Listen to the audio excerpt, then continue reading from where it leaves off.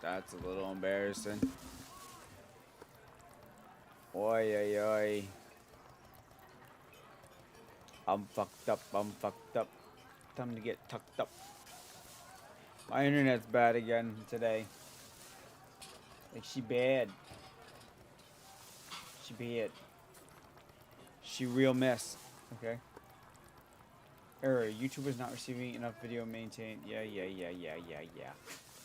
I don't give a flying flippity floppity doo.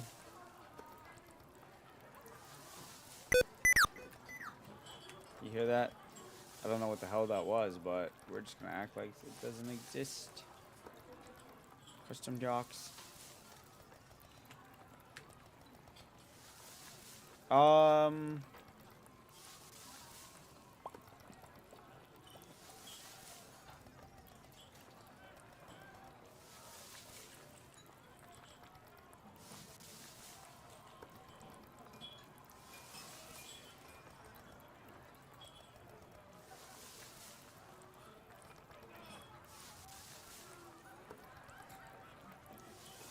Let me try something real quick. YouTube, stop, start.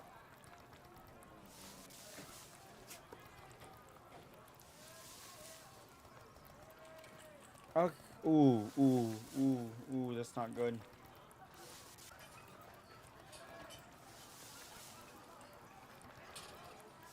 Hmm.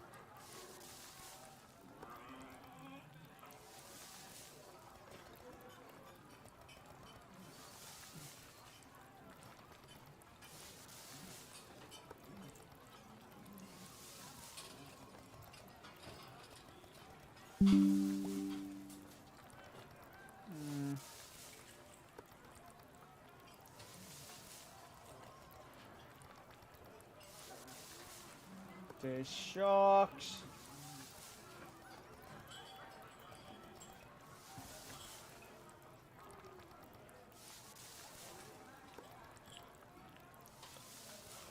Cause I know, man. Okay. You know,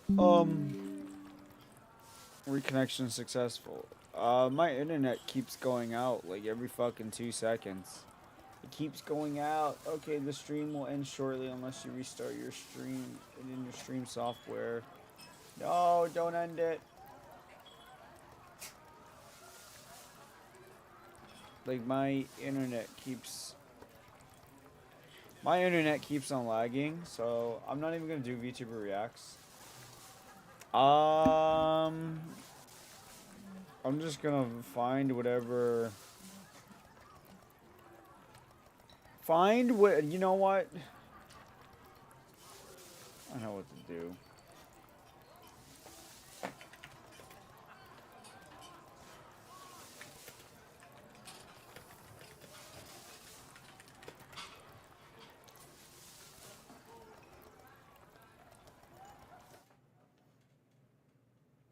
Okay,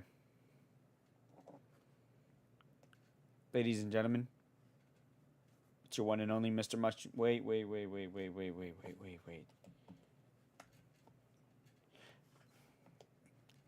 Ladies and gentlemen, good morning, good afternoon, good after night, good evening, good morning, and good night. Technically, earlier today, around 4, Um, I woke up around 11 o'clock last night, which it's 11 o'clock, so it's been like 24 hours. And you know,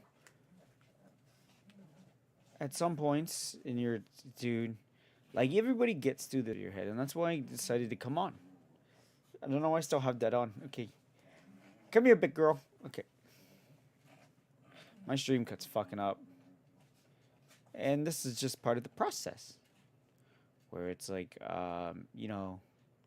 what I feel right now doesn't matter what I feel. I already missed one day, so I can't miss another day. So instead, you know what? I should do it on my phone's broke too, so I can't use my phone. She broke. My phone's broke. My dog's over there playing, messing around, and it's like 11 o'clock at night. I haven't slept yet. I haven't did a quote, and I said I was gonna do it every Monday, and I said I was gonna draw every day, and I try, but it's like that's not my main occupation. Oh my god, my head's fucking spinning. I got a headache. Blah, blah, blah, blah, blah. That doesn't help. You guys such a smug face.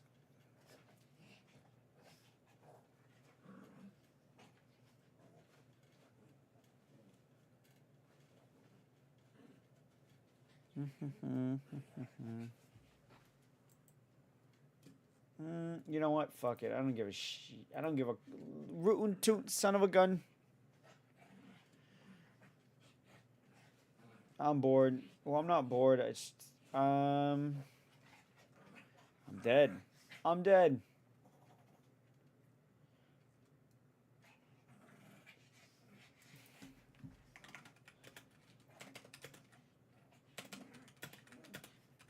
I'm bored, but at the same time, I am.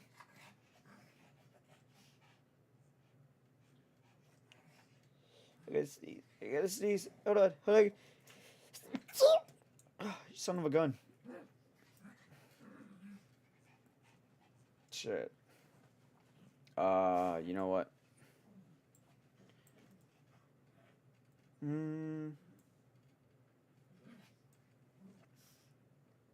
Fuck it, whatever this song is, I'm playing it in the background. You can't hear it? I don't think you'll be able to hear it. Maybe. I'll play it in the background. Ooh, I know this song.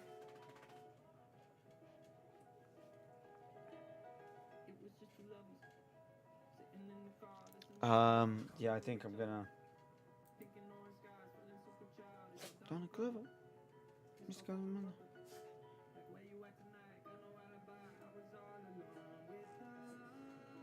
I'm alive.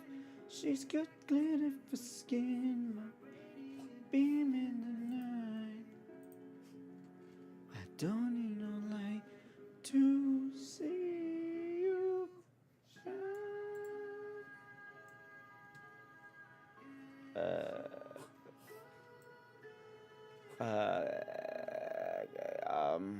Wow, over 100 posts.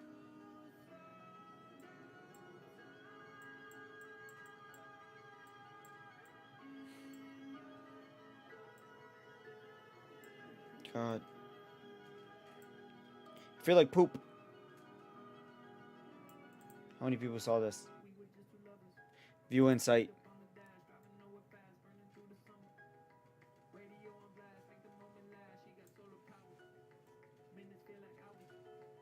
You told the bed, yeah, you imagine.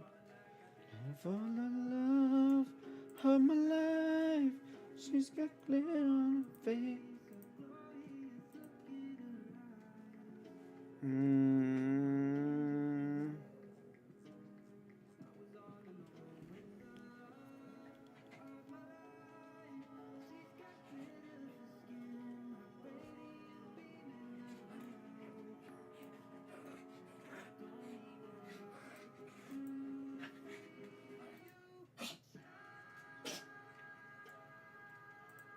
Push myself harder to become who I want to be. All right, so that's the main goal. And I know a lot of people. Some people. I'm not gonna say it's easy, but I'm not gonna say it's hard either. But I'm saying The more you put out, the more you put into it, the more you get out of it. Okay. I believe I haven't been putting that much, especially these past 2 weeks. Uh, my mind's been in the gutters a lot. I have no water in my system. I'll be right back. I'm gonna get some water. Ay, ay, ay, children.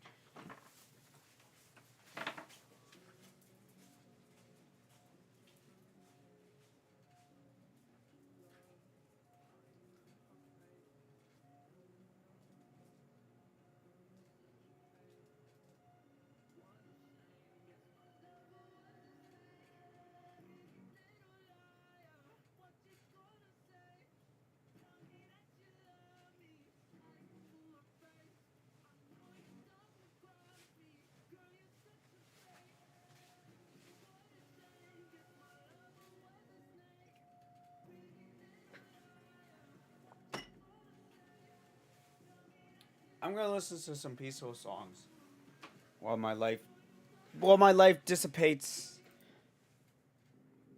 and is in shit and shambles. Okay.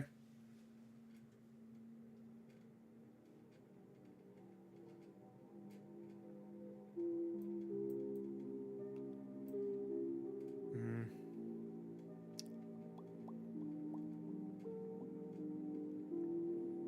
Yeah, but my head's been really in the gutters this past week, really, and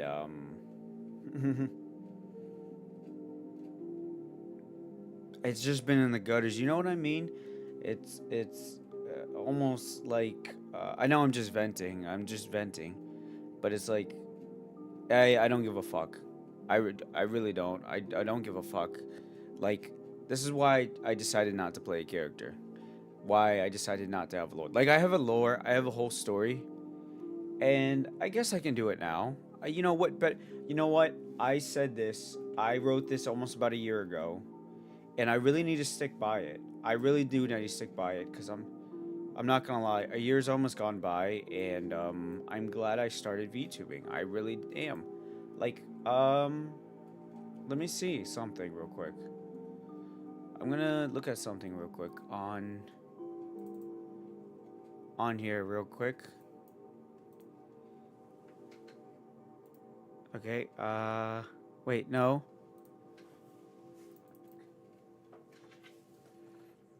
Mm,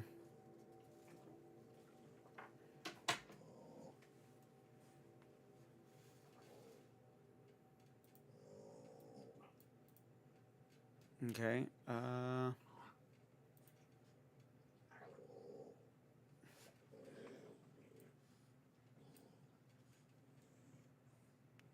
I'm gonna go ahead and whatever, which whenever I click is whatever one I click. I'm not too picky about it. You know. Let's see this one. You know what? Just go ahead and restore every single one.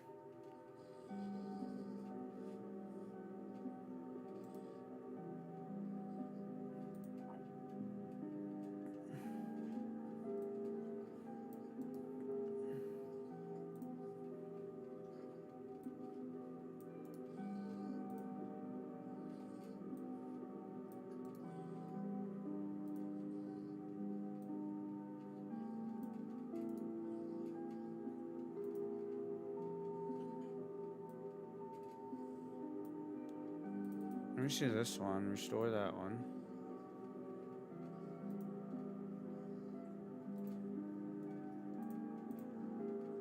Okay.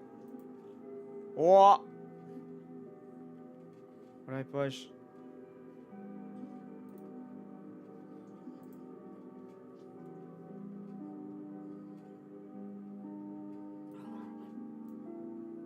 Hmm.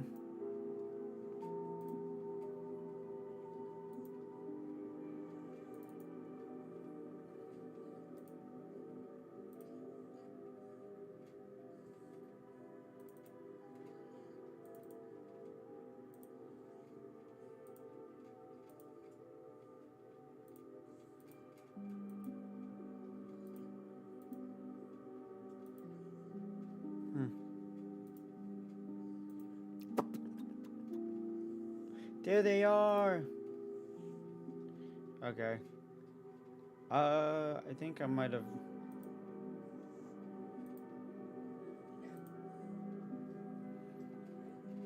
I don't know if you can hear the music, but I'm gonna turn it down just a bit.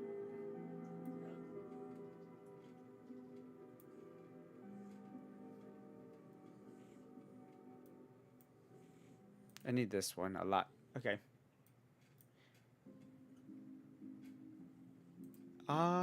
Let's play this one.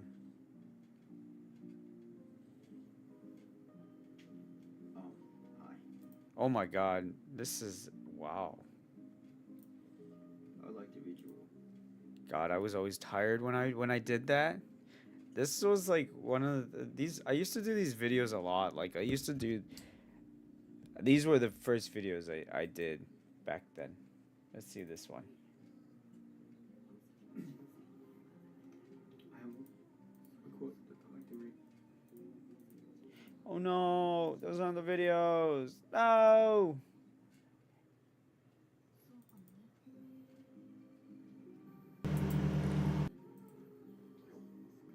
I love those ones. I love those. I honestly think those are way funnier and way cooler than actual, like edited ones like writing a script. You know what I mean? It's like bloopers. I love bloopers. I love me some bloopers.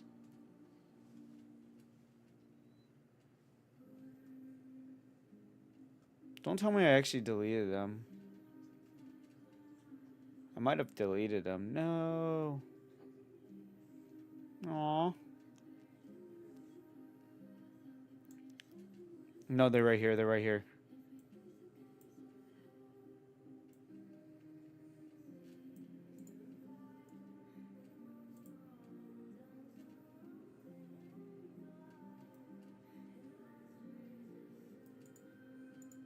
And I'll probably delete these again too.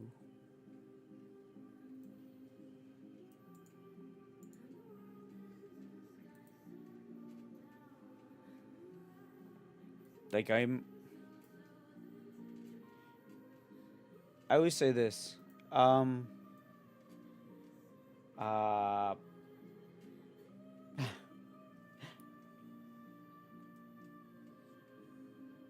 be present for today. That's all I can say. Um I need to look something up for myself, truthfully. When you're down and you feel like you're not doing enough, or you're not doing, even though you're putting your heart out there, or you feel like you should get something, but at the same time, you feel like you're not there. Like you feel like you deserve it, but you didn't get it yet. I feel I haven't done enough in order to get what I want, and I know that's true. Like I honestly, I'm gonna say this. I hate when people say like I've done so much work, right? Like I hate when people say this. Like we can look at VTuber, like it's like small content creator. It's like cool, small.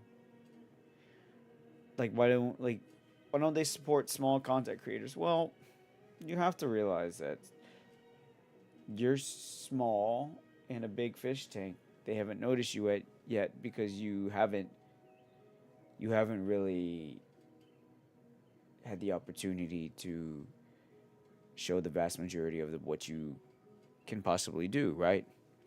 I feel so much better. Like my headache's gone and my thoughts are getting clear, and that's why I love doing this. I'm almost 20 minutes in, and I feel so much better already. But it's like, no matter what I feel like, or no matter what I go through, I always have to look at the brighter side and always look at the better of things. Because I wrote a quote, and I'll probably put this out. You know what? I need to put this out there.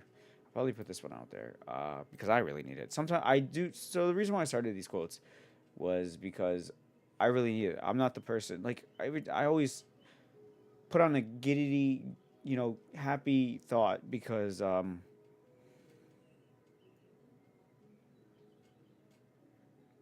I am not. I'm always push myself to be like the strong person and create a different character that I once was than I am who I am now from like a year. from last year. Like I'm not the same person I was last year, and I hate that. I hate the fact that I was once that guy. Like I hate the fact that I was weak and I still feel like a failure, but I felt more of a failure last year than I did this year. And this year was definitely one of the worst, but also one of the best years I've had. And I honestly can't wait till I know we're still in the middle, but I still can't wait to see what happens next year. Um, so this is the quote this is the quote I wrote, and I'll probably put it up after I'm finished with this. After my dogs quit licking her paws. Mamas, quit licking your paws. No, you don't do that. Um, and the quote goes like this. I'm gonna go ahead and read it. I haven't done this in like almost a year. Um,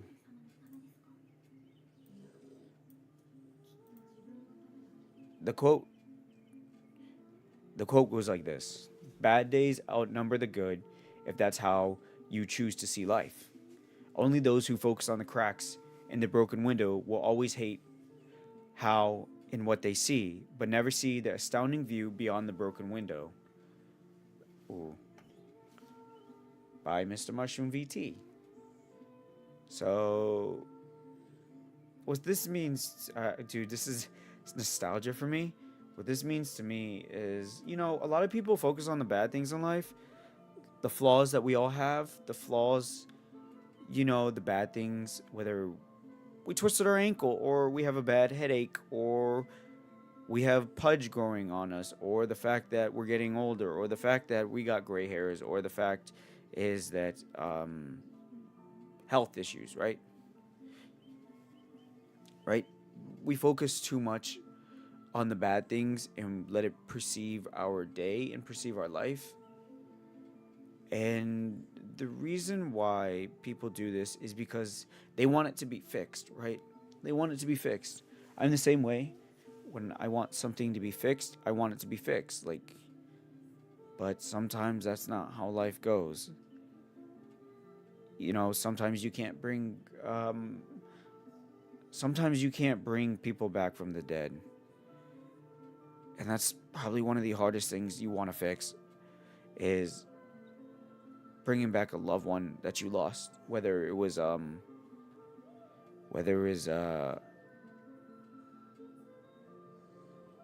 from illness, suicide, or just old age and death. But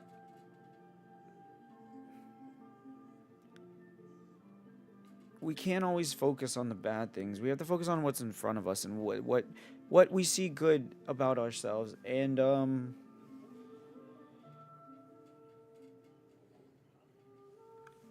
Mamas, what did I just say? No, you're gonna bite your paw off.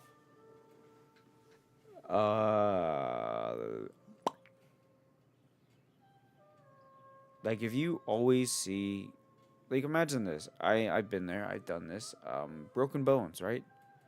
You see your friends out there having a jolly good old time while you're sitting on the chair or whatever, sitting in your house because you injured yourself, right?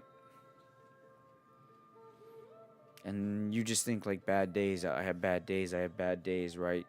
Everybody perceives this as bad days. Like on the wise of believing bad days. Like I'm not. I've had bad. I feel like I've had bad days. Um, numerous of bad days, countless bad days. Like I'm not gonna lie.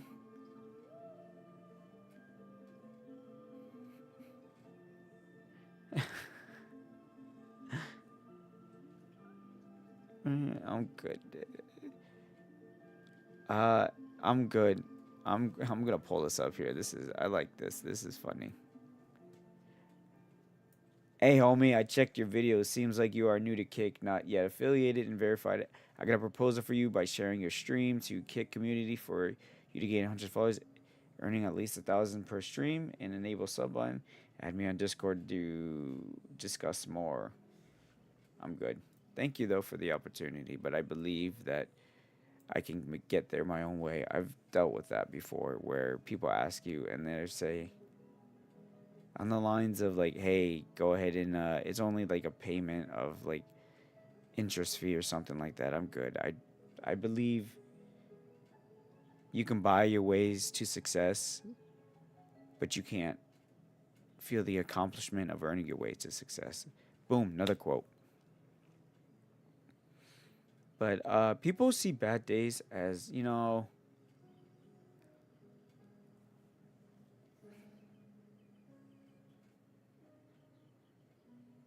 people see bad days as when you. So I'm not gonna lie. I'll read this quote. I'll read this quote. Right. Hold on. Fuck. Hopefully my Twitter doesn't fuck up.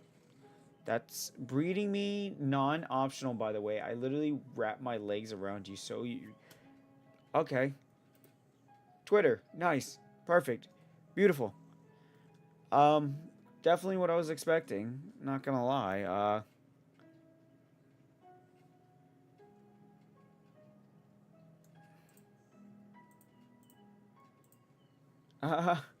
Not what I was looking at. Let me see VTubers. I think I read a quote. Like I saw something yesterday. I'm scared going down. Like oh shit. Let me see if I can find it. Right. I haven't spoken on this on yet, but I'm gonna speak on it. Where was her tweet yesterday? God, I'm so glad I did that.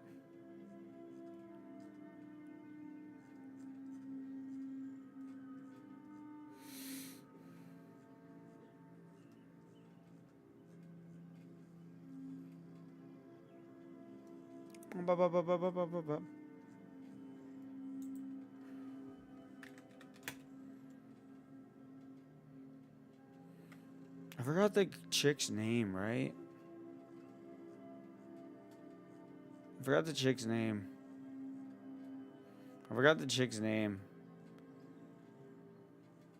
I forgot it. Ooh, look at that. That's me. I'm sorry. I think it was this chick, right? Yeah, it was this chick. I'm pretty sure it was this chick. Um, I'm scared. I'm nervous. Oh my god. I think she's like, yeah. Succubus? Ooh, yeah. Okay. I'm probably gonna get banned. Can I DM you? What? I'm curious. Um, follow? Never. Probably never follow. Okay, never follow me. All right. Where is it? I saw it the other day where it was like. I like that controversy take. You guys asked why I quit modeling. Apparently, just here we did it. Okay, you know what? I'm just gonna go ahead and grab that. Yep. Okay.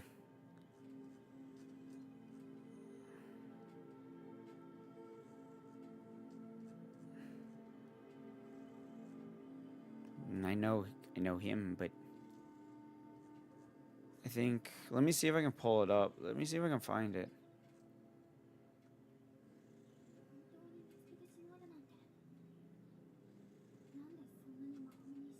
I'm trying to find it. I want to do.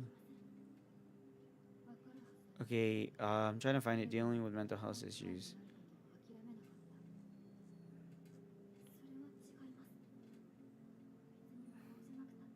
This. Okay, I found it. I found it. I found it. Ah, it's a woman. It's a woman in almost in the nude. I'm not into dudes, but I love women. But the nude, no, we can't. Okay, a little version of me is coming out. The real version of me is coming out. Okay. I really try my best, but the hate is starting to hurt. Are my streams that bad? I will tell you what. If she ever sees this or ever sees this, what I can say, like what I can say about the controversy topic about this, I'll say it.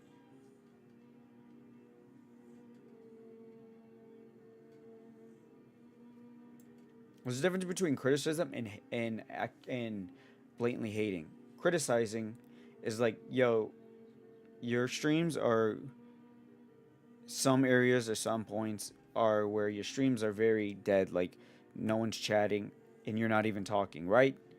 Some people like that, some people don't like that. But it's like if they're actually giving you information, take it as like, oh, this is something I need to fix. Like me, I never stop talking in my streams, no matter what I do, no matter like what I'm playing. Like even if I make just a little simple like a simple sound, that's what I'll do, just to make sure like it's not dying. Like even when I don't have the viewer shit on, cause so I don't even know if I'm talking to anybody. Like holy shit, and I have one, two, three, four streams up, right? Four streaming softwares up, right? And I don't even know if there's one. Okay, I don't ever stop talking, no matter what I say or no matter what I do. I don't ever stop talking. But what I can say about this is, first of all, kudos to you for blurring out their name, not only because you as a person are the bigger person, not trying to get them hated and shit on. Like you could have easily put them on blast and like a bunch of, but kudos to you for doing that. But it says fuck you. Who's interested in watching this shit? There's no criticizing behind it. There's no reason like, hey, your streams could do a little bit better or this or that. I don't even know who you are, but I saw it and I was gonna give my 2 cents, but I was like, you know what? I'm tired. I don't feel like doing that. But it's like you have. Let's just go ahead and take a look over here. I'm gonna go ahead and take a look back over here. You have 27,000 followers, right? You have 27,000 freaking followers. That's amazing. That's amazing, right? But if you're really gonna get fed up on one person in life, right? One person who doesn't like you, then I'm going to say this: your life is going to get more complicated and a lot more worse when I say this, because the more you grow, the more people are going to hate you. The more that you are known, the more people will shame you. The more that you put yourself out there, the more you're going to be judged. No matter what you do, no matter what you say, you are going to be judged and you're going to be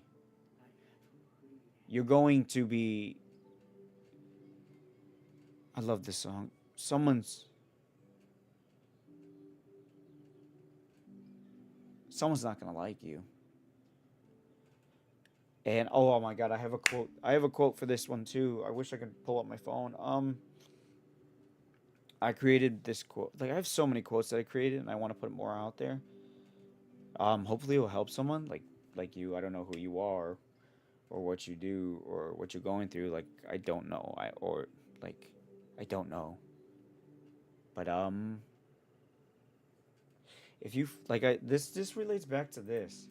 Like if you're looking out a window and your view is so beautiful, like right, like whatever. Imagine you're in the Bahamas, right? Imagine you're in the Bahamas and you're looking out through this beautiful window, but you notice this one little scratch, this one tiny scratch, and it gets you on your nerves and bugs you and bugs you and bugs you, and you just want to fix it and you just want to like do whatever you can to make sure everything's perfect, right? Then you're gonna miss the bigger picture. The bigger picture is like the bigger picture is you have, right? Let's go to your stream. You have, okay, your tits are out again.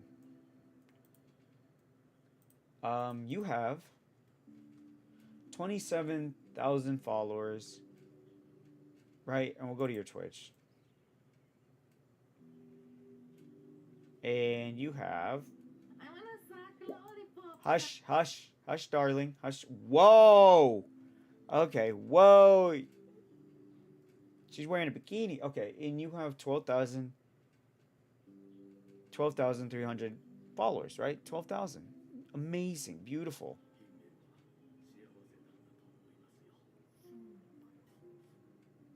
One person shouldn't get you down, no matter what, or no matter what they say. Um, the reason why I say this,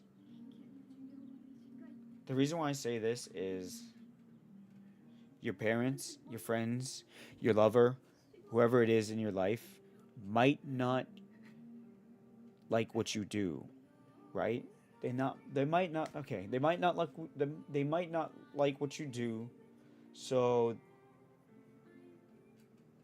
you have to make the decision to do what's best for yourself on what you like to. I'm fucking grabbing the quote. I'm sorry. I'm grabbing the quote. I'm grabbing the quote. I'm sorry. I gotta grab it. Fuck it. Um, Probably zero people are watching, but if you're watching this, go ahead and send it. Go ahead and send it to her. I won't. Um, Quotes.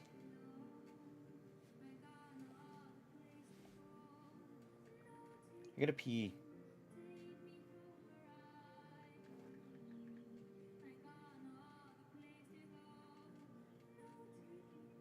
No.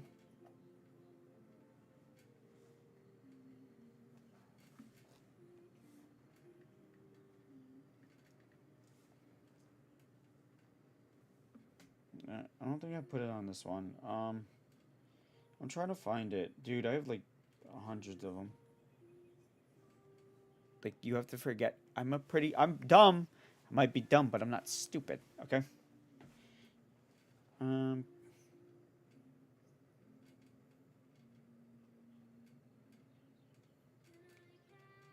A child more important than a partner. Okay.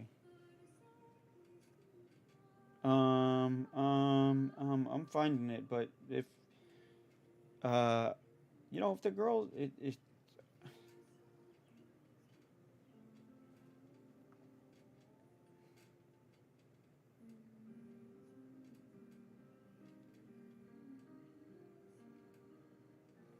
mm, mm, mm, mm, mm, mm.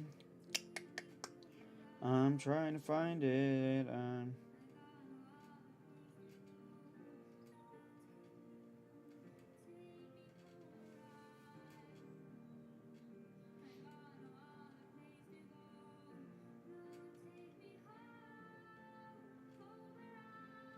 trying to find it. I'm trying to find it.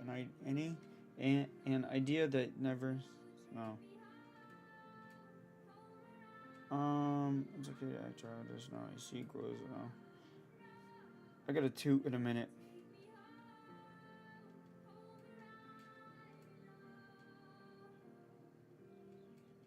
Oh my god, dude, that's so old. It was almost a year ago before I said it. Dude, time flies by fast.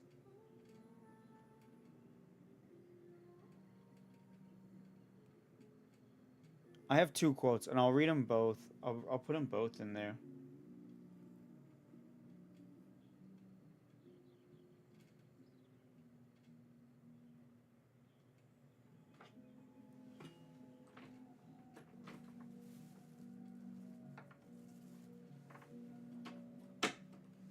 No. Where is it? It's got to be in here. I know I wrote it down.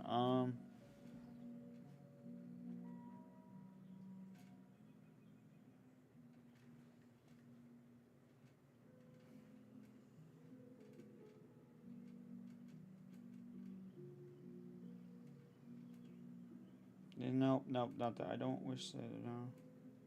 Teenage child is not. The shoe is never meant. I would rather pursue my genius.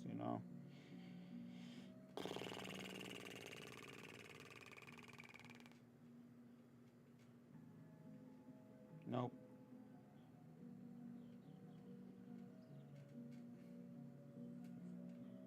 nope,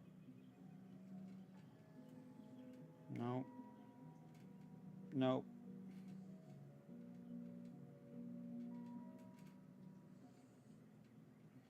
nope. The more. Nope. The thought. Nope. Nope.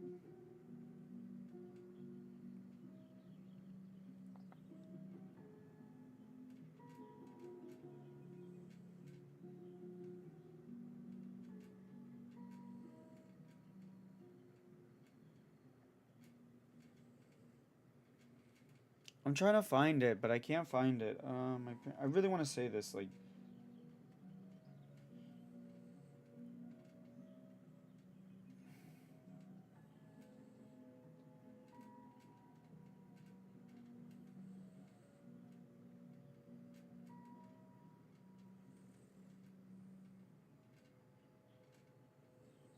No. No. Yeah, that was the two.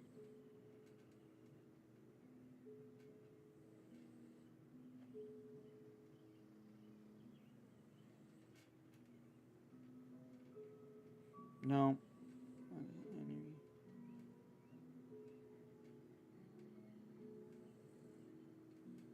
Dude, where is it? I can't find it. I can't find it. Hold on, let me go. Let me look for something else. I know I put it in here, dude, but I just might be so tired.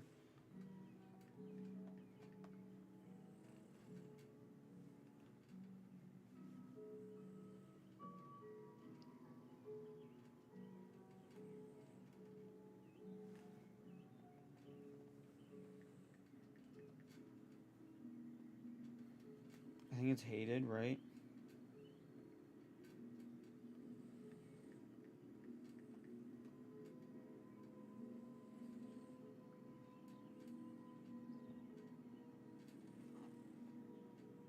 It's got to be here, right?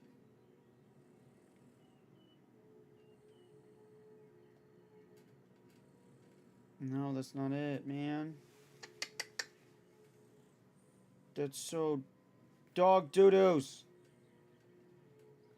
That's so crap.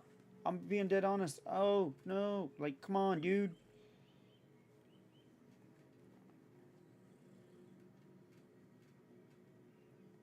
Okay. I gotta. I'm trying to find it. A person.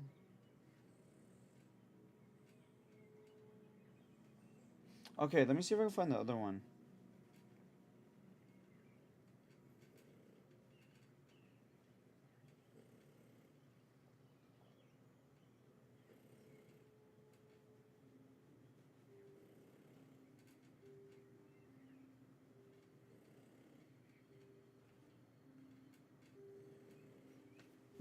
I'm trying to find it. Oh god, I'm sorry. I'm sorry. Sorry, lady.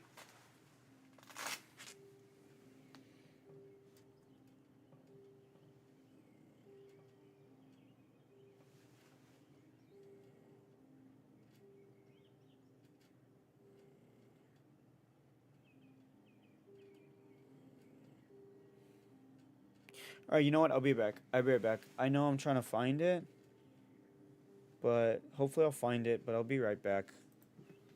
I'm sorry.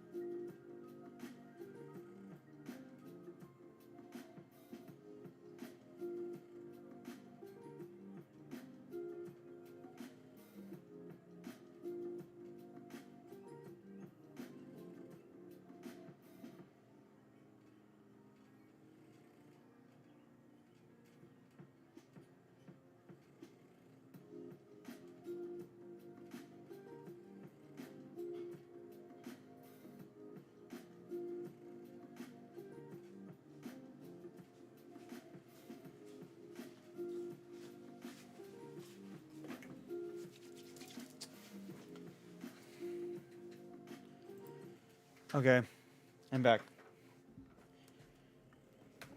The world. Let me see if I can find it.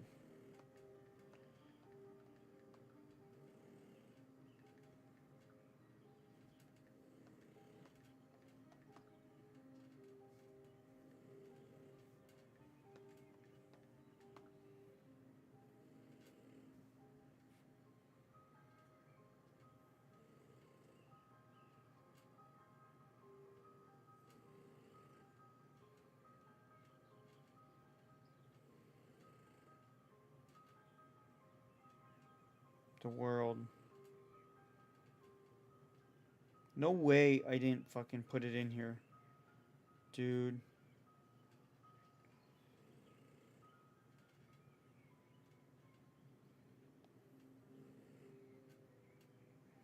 I probably won't be able to find it.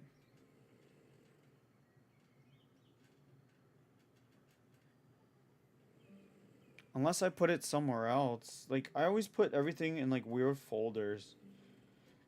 I can't find it. But, like, dude. That really... That really irritates the shit out of me. Like, I'm not gonna lie. That...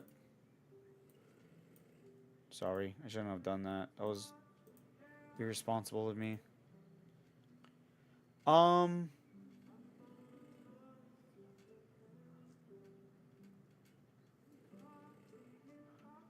Let me see this.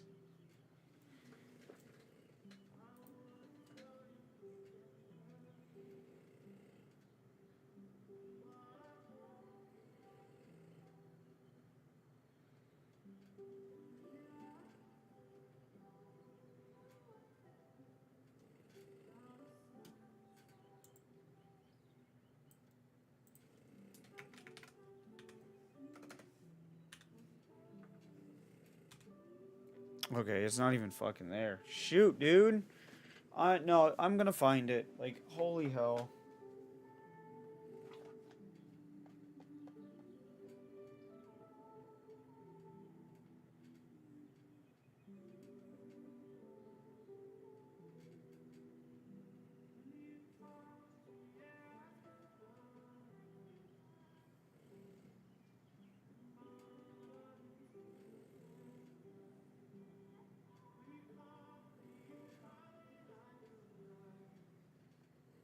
Okay, so I think this is one of them.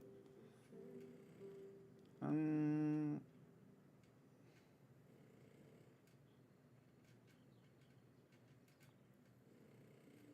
no, that's not one of them. Why the hell can I never find the one I'm looking for? Like, what the hell? Putting like.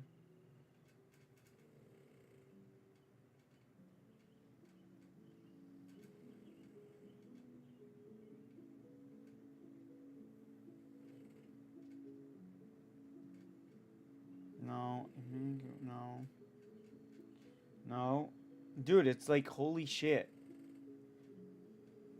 Oh my god, I've almost been streaming for an hour. I didn't even realize it. I've been looking for this whole thing for the. I'm about to go to bed in a minute too. This is a short stream, but I feel so much better now that I got on. Even though I'm tired.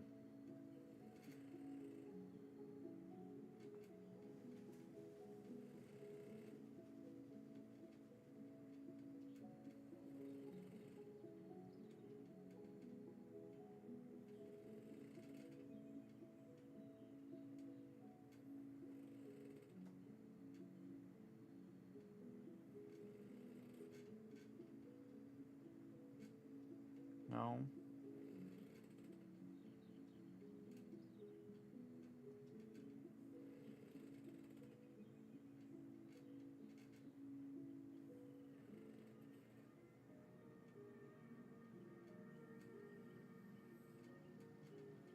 No.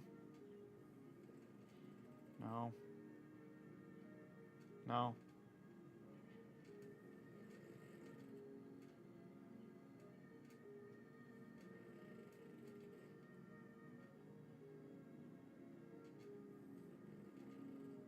Okay, so this is one of them. All right. Lula Vier. Okay. I don't know if anybody's here or listening. Maybe someone is. If you need this, then you need this. But This is quotes with Mr. Mushroom, your one and only male VTuber on his way to the motherfucking top. Okay, so this quote says, "The steps that come with success. First, no one cares nor notices you or watching you. The second step is they begin to see you, they begin to notice you. Third step is they laugh at you and make jokes of your success. Fourth is they criticize your work. Five is some prey on your downfall, and others follow your journey. Six is no one cares, and you're all alone once again, and the cycle repeats once again."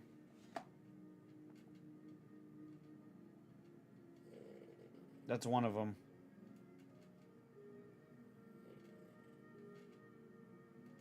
Um,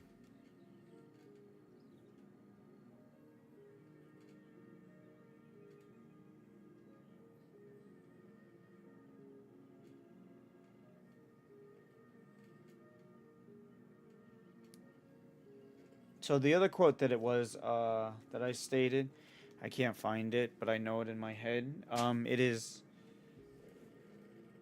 "I would rather be hated by the world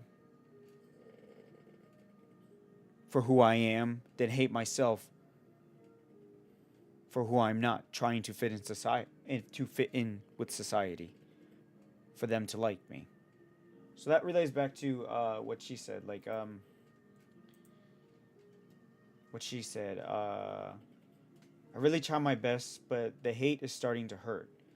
Are my streams that bad?" Everybody has different opinions. Everybody has different, you know, likes and dislikes. They don't even know you as a person. That just comes with the job. That literally comes with the job. People come in the stream and they leave instantly. Like they talk to you and then they leave. Totally fine. Don't take it as hate. Don't take it as criticism. You just weren't their type. Same thing with the relationships. Mama's over there snoring. Mamas! Stella! Okay, I can't fix her. I'm not gonna bother her either.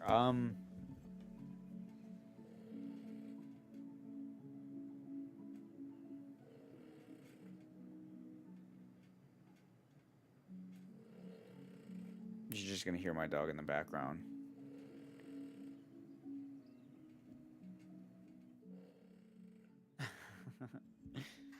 I can't. I don't want to bother her. I'm not gonna do anything about that. Same thing with relationships. A lot of people get pissed off, or a lot of people get upset when someone doesn't text them, or they straight up tell you they don't like you. Right? They. I'm just gonna put it over here because I hate looking at that. I'm gonna go fix Mama's.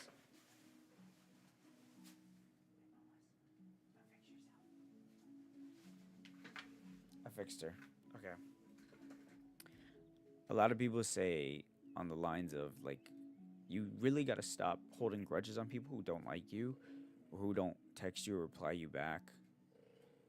She's not fixed. And the reason why I say this is because not everybody's gonna love you. Not everybody's gonna like you. You have different beliefs. You have different opinions. You have different perspectives, and that's how life goes. Not everybody is a fan of. I'm just gonna compare. Not everybody's a fan of your favorite movie, right? Not everybody's a fan of what you do. Not everybody's a fan of how you do it. But it's, do you like what you're doing? Are you okay with what you're doing? And if you are, then you're doing something. And that's all that truly matters because at the end of the day, that person fucking forgot about you. But you're still over here upset and wondering why they did that. But you have to realize, don't take it to heart because they don't know you as a person. And you don't know them as a person.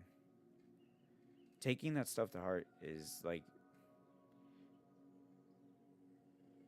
it's like you're building yourself up to that criticism where it's like you live in a house of glass but made out of glass, right? One criticizing one thing and it shatters your whole world.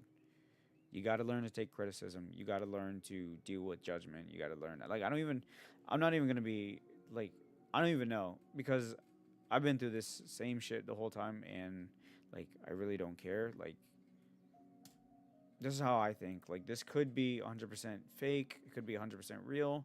I don't know.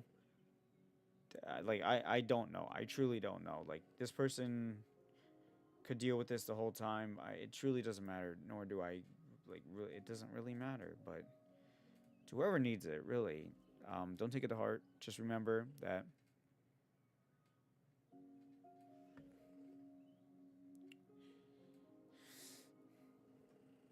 who would you rather be loved by, yourself or the world who doesn't know you and you hate yourself? I'd rather be hated by the world than be loved by the world for who I am, rather than be loved by the world and hate myself for who I am not and who I am trying to play as. You know, like characters, TV shows, actors, all that stuff like that. Everybody goes ahead and says like that good like that stuff. Like they want him to be that character in real life, but it's just not the reality of the world. Not everybody's like that. Not everybody's like that in life where they're that type of person. My nose itches. Hi, my name is Mr. Mushroom. Okay. I lost track, but like it refers back to my original quote right here. I'm gonna put this over there again. Oh nope, it was right here. Bad days outnumber the good, if that's how you choose to see life. Only those who focus on the cracks in the broken window will always hate how and what they see, but never see the astounding view beyond the broken window. That goes back to the original problem, right? Lula, Vier, uh, Lula Vier. She's focusing on the cracks and the scratches in her window, right? But here I see a girl who has 27.1 thousand followers who is doing tremendously amazing and has an amazing motto, 1,000 likes, right?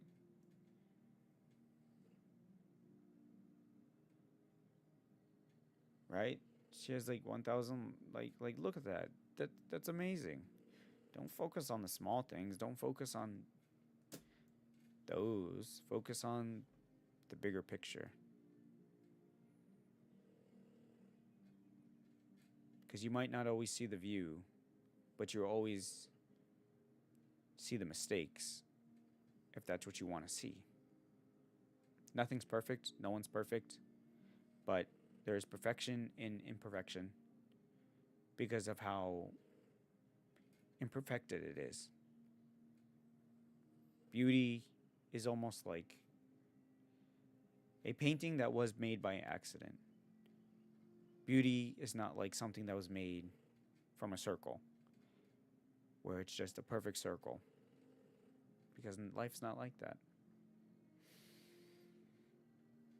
Okay, so I'm gonna do one more thing. I'm gonna do one more thing because I need to do it and I want to do it for me. Do it for me.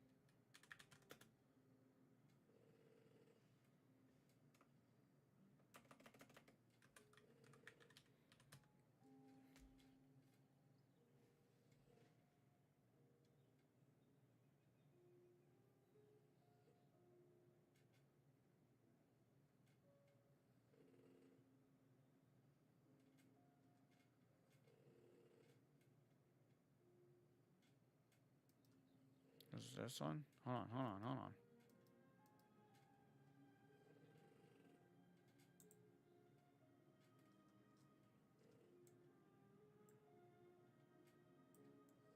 That's not it. That's not it.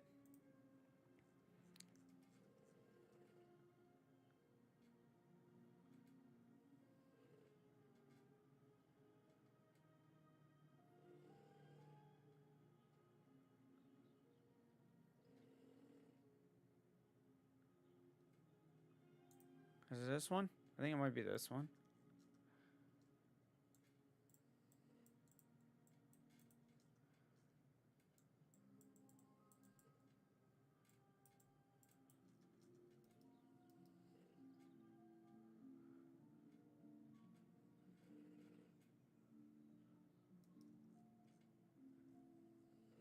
No, it's not this one. We're almost there. We're almost there, though.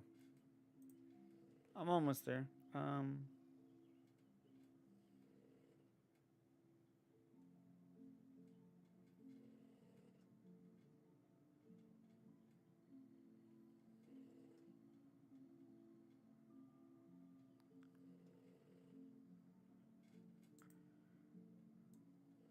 Nope, not that one.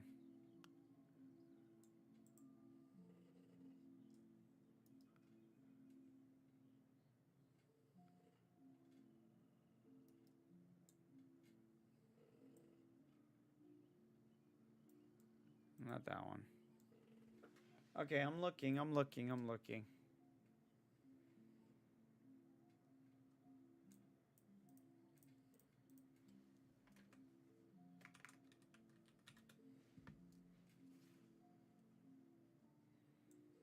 Okay, here it is. I think this is the one. Ooh, it is. Okay, I'm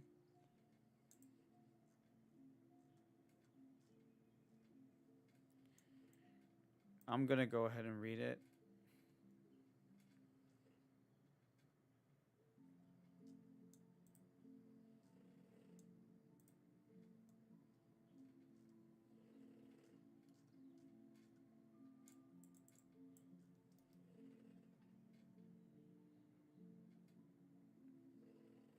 And I want to make a comic out of it, but I'm gonna go ahead and read it. Just for the sake of it.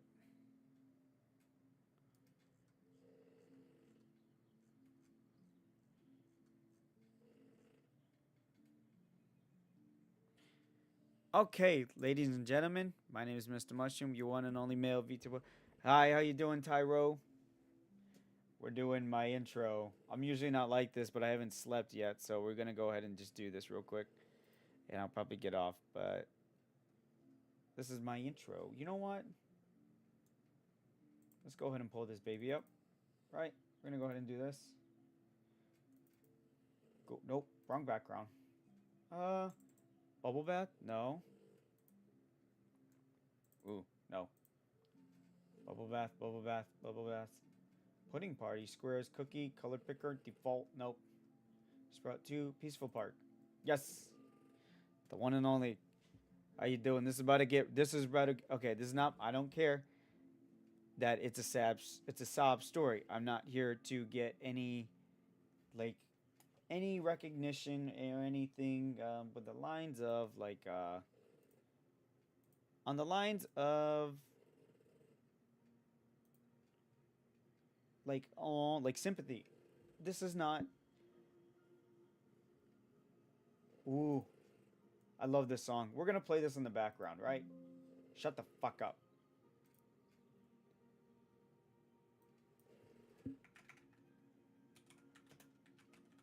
I love this. All right, we're gonna play this in the background. Ready? We're gonna get the most cloud out of it. Okay.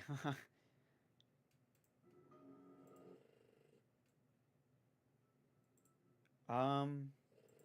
Okay. Are you ready? Okay.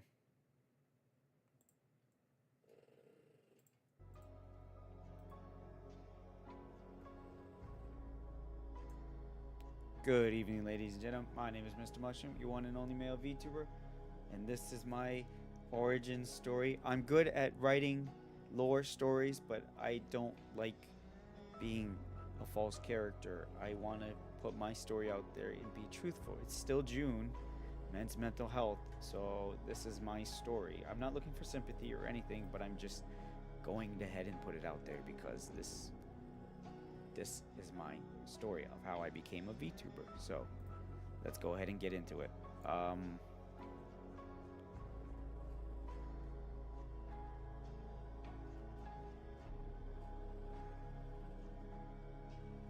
Oh man, it's gonna make me tear up. Oh god, it's gonna make me tear up. Oh god, it's gonna make me tear up. Okay. Fuck, I hate this. I hate this. Don't be a bitch. Be better than this. Okay, title. From graduation, I'm not trying to chase any clout or anything. I don't believe in that. I believe in being myself. And this is just a story that happened.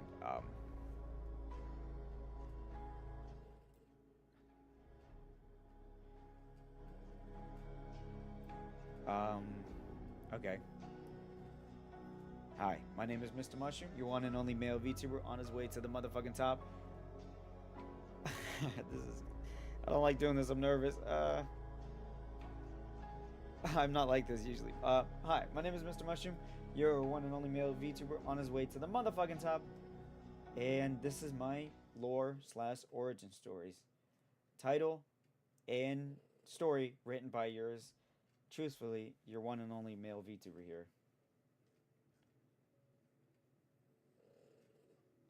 From graduation to rebirth. How Holo Myth saved Mr. Mushroom.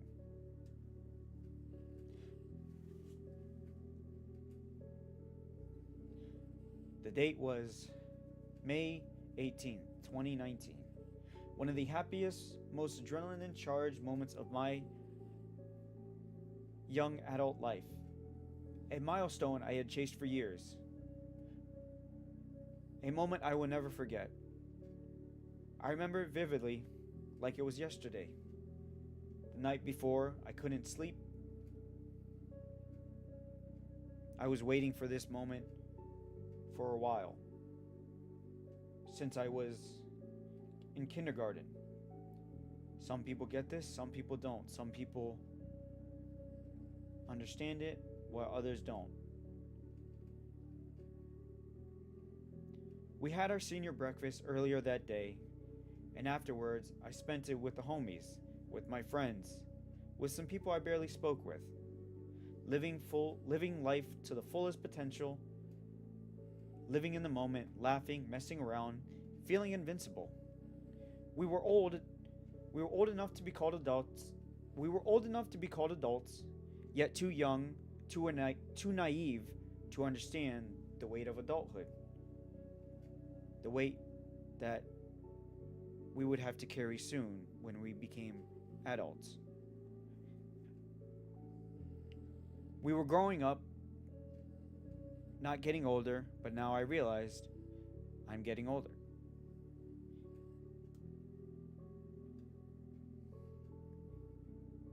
We laughed, we cheered,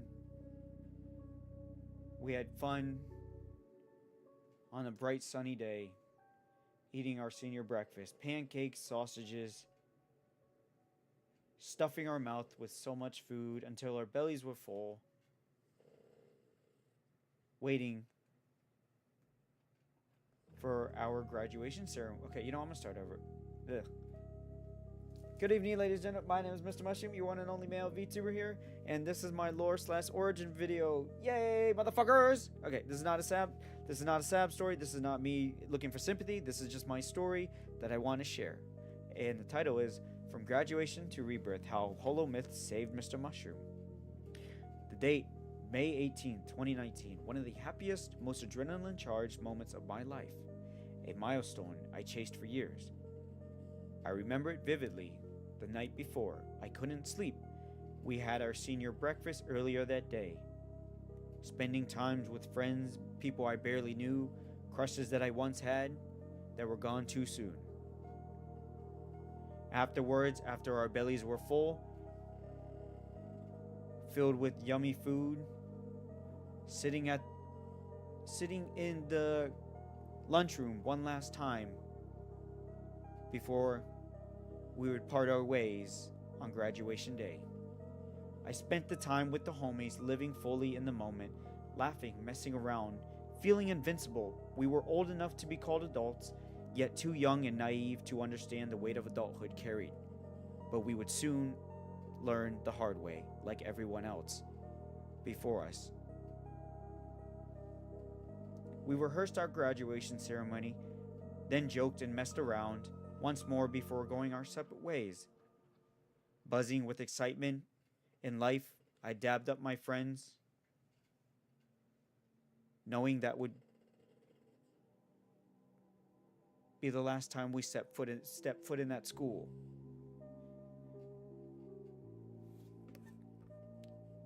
I hopped in my car, sighed. I let out a little sigh as a relief that it was my time to finally graduate. In my car,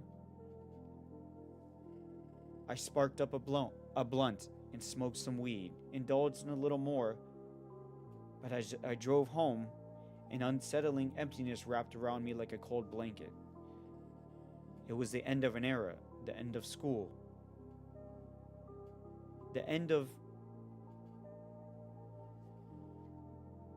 my youth in grade school. My 12 years were done, and I've had my fun. Some were good, some were bad, but I'm glad I finished it and wouldn't trade it for the world. And I'd do it all over again just to experience it one more time.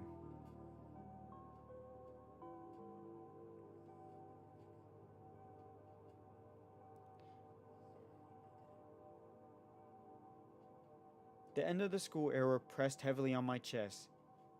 I didn't feel high, I just felt hollow.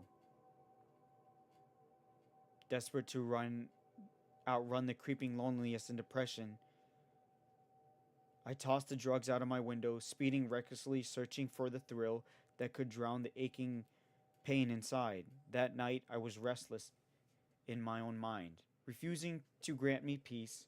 Every time I shut my eyes, anxiety pried them open again.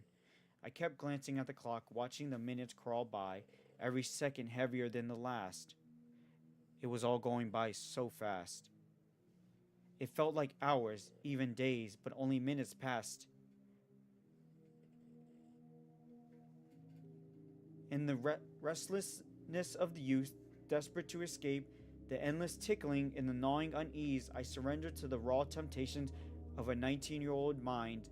Again and again, I sought fleeting release, 5 times battling myself before collapsing after the 6th round. Exhausted, hollow, ashamed of myself, of what I've done. This was no fun. Cleaning myself up felt mechanically meaningless. I flopped back onto the bed, the weight of everything pressing down on me.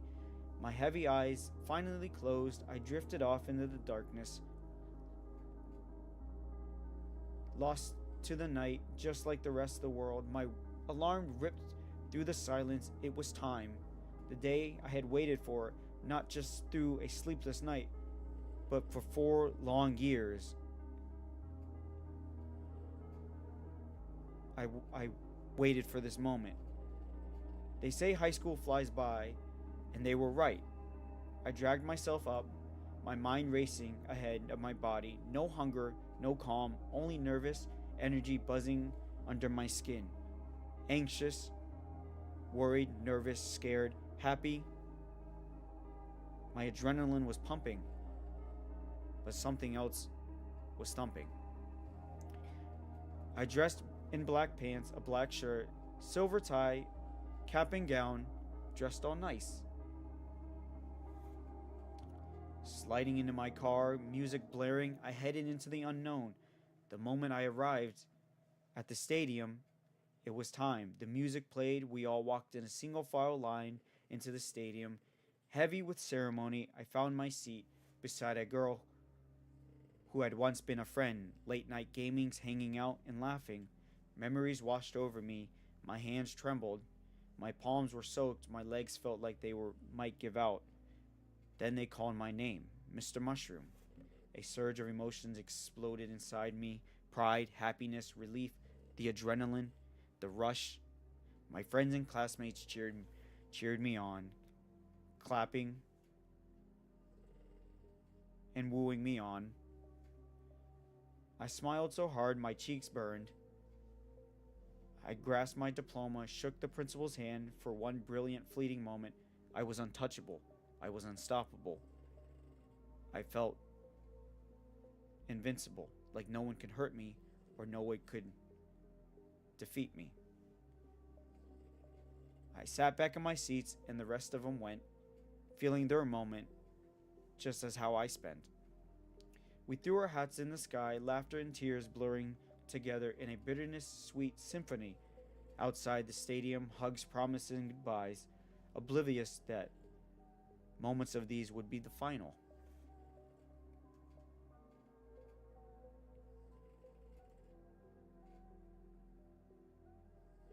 I slumped in my car, let out a heavy sigh. It was done. 18 years of buildup over in an instant. That night, I chased the biggest high of my life: parties, drugs, alcohol, one-night stands, living recklessly, desperately trying to keep the emptiness at bay.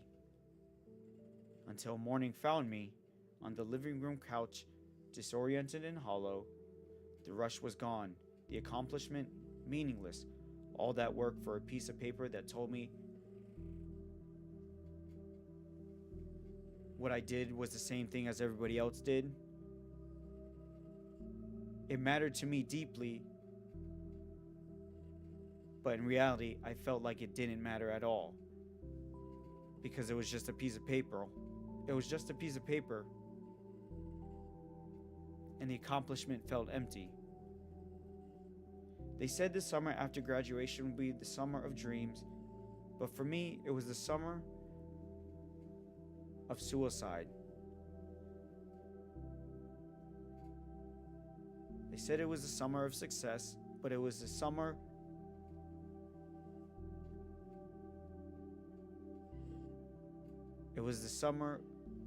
of silent screams. I spiraled. I was never good at anything. I barely survived school. I was the joke. Laughed at or laughed with. It all blurred together. I never knew because I couldn't tell if I was funny or funny looking. With no more structure, no one telling me what to do, I finally felt free, but the freedom was a prison. The days melted into each other, depression gnawed at me, hollowed me out from the inside. I discovered anime. An escape. I drowned it into Neon Genesis Evangelion, looping episode 22 to 26 endlessly. The broken, battered characters mirrored my own reflection. Shinji's despair, Asuka's rage, Rei's numbness, Misato's loneliness.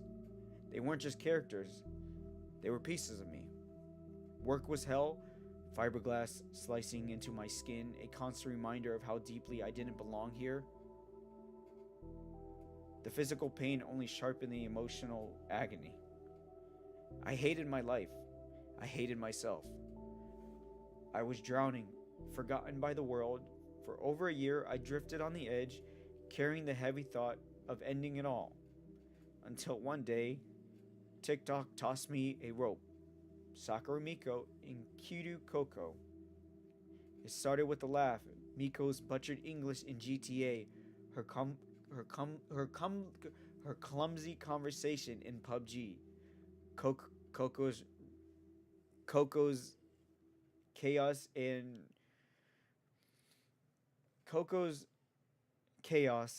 and memorable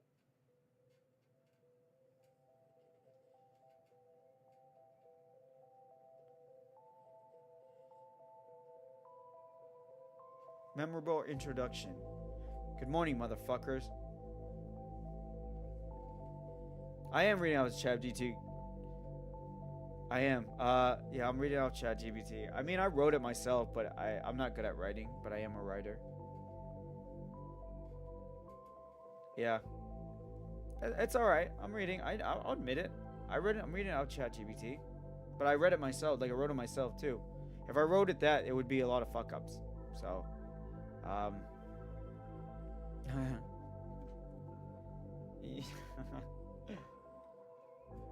uh,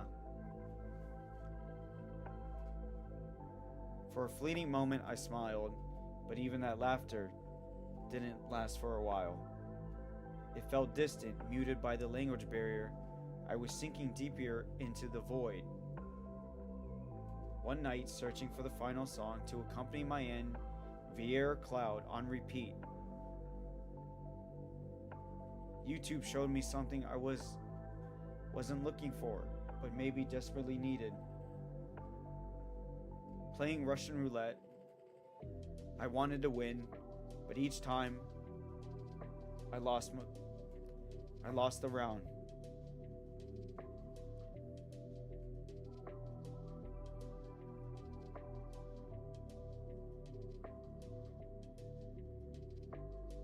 I wanted to pull the trigger, but instead I clicked on the video. Debut Hololive Myth. Time is close. I clicked on it not expecting salvation. I planned to watch it, smiled once, and then leave forever. I was counting the days, not for their debuts, but to my own departure. Still playing Russian roulette, hoping this was the lucky time I won, finally, in life. Maybe it would be the only cry of help that I ever wanted. But then something happened. Callie's awkward laugh.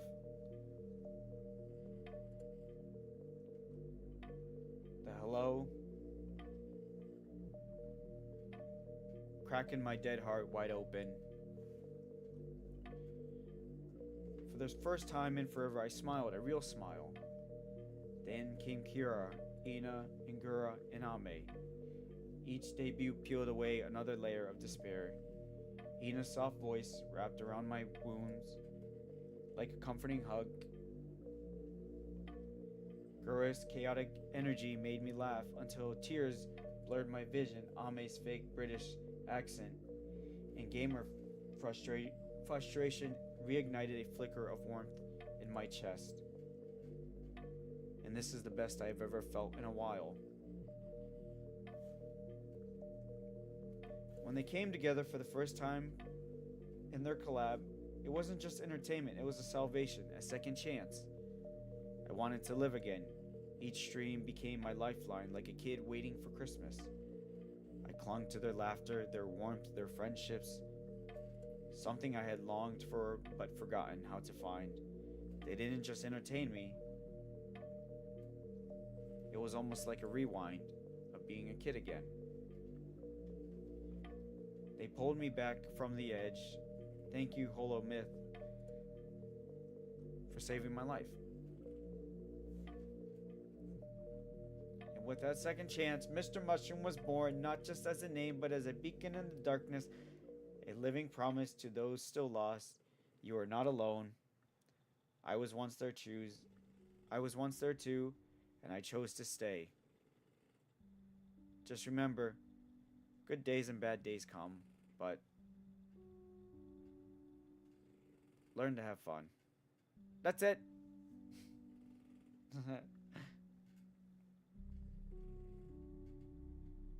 Yay.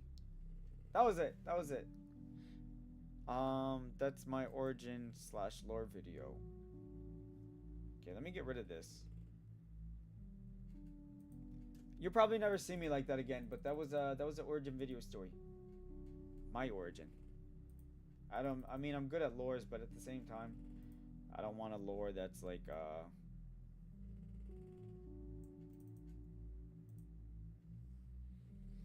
I don't want a lore that's... What? I don't want a lore that's bullshit or fake. I'm just gonna be me and live for free, okay? Um.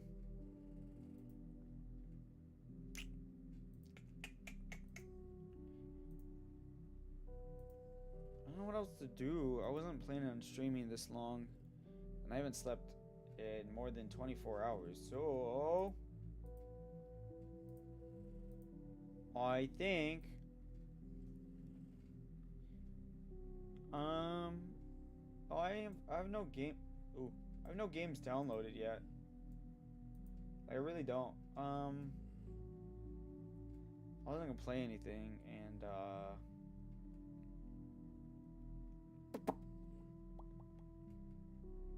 I'm gonna turn this off. I don't want the music on. I don't want the music on.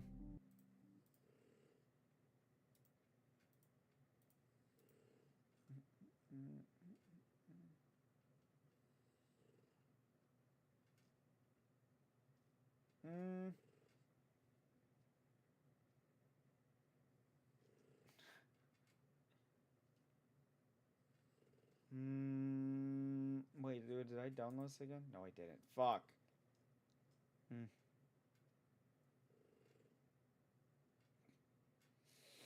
Hmm. Hmm. Um. What did I push? What did I push? Okay.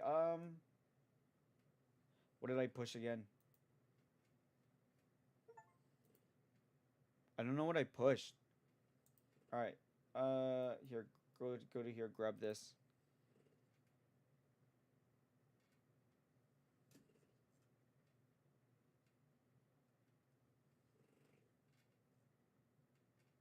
Your lore sucks. I don't believe in lore. That's bullshit. Okay. If I did have a lore, I'd be so much better at that.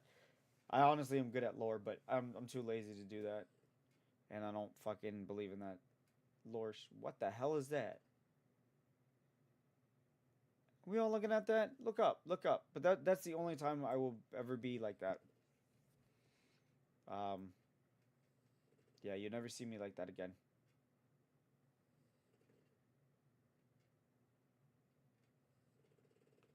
Bada bing, bada boom, bada pop, pop boom pow. Okay, I don't know. Wasn't planning on playing any games. I wasn't planning on streaming, but I came, I saw, I ran through the hall naked. Okay. um,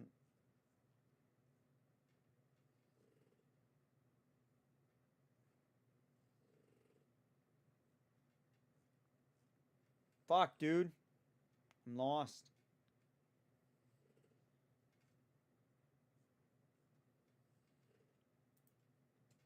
Do I have any small short games? Do I have any short games? I don't think I do.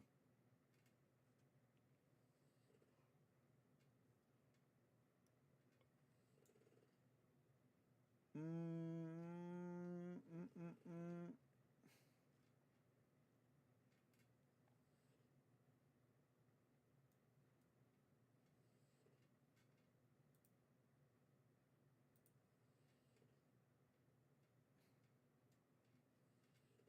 I'm sorry I'm so silent. Wow, what the hell? This is the quietest I've ever been, and I just stated that I'm not supposed to be quiet. Uh,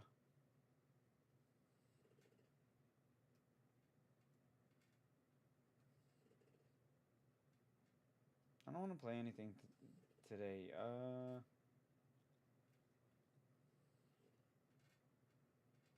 I dated 3 weeks, 2 days ago.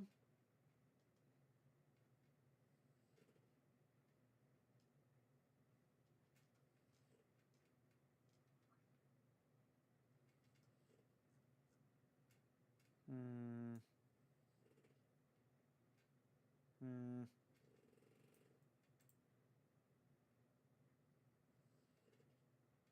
All right, fuck it. All right, fuck it. I don't have any games downloaded, so except Dave, but we'll save Dave for another day. You know what? Fuck it. Install. Go ahead and hit that one. Let's see how long. Let's see how long this takes. If this takes so long, I'll probably shut it off and go to bed. Fuck it. You know what? I'll go ahead and pull up YouTube. I don't care if I get copyrighted strike. Don't give a shit.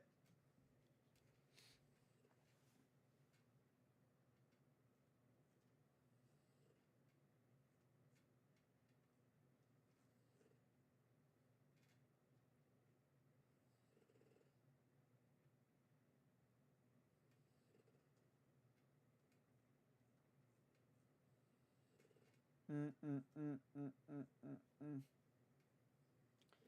What? What am I gonna watch?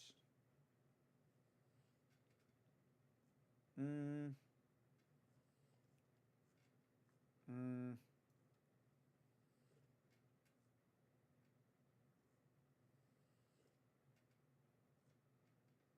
I don't know what to watch. My head's in the gutter.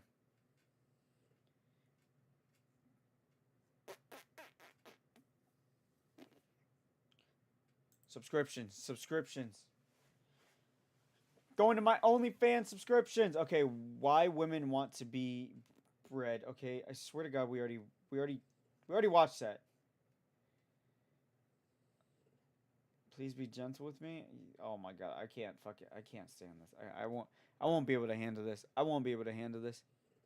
Ooh, I've already been streaming for an hour and 30. Yeah. We're 40 way. We're 40%. We're 40%. 46, 47. Yeah, we're just gonna play a little game.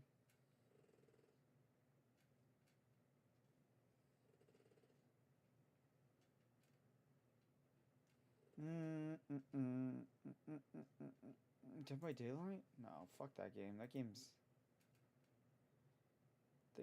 dog doo doo. We still have to finish Sucker for Love. We gotta do Lies by P. Liza P. Seafood. And what else? Black Mesa? No. Yeah, we gotta do all these. I want to play Mimic again because I want to get that one.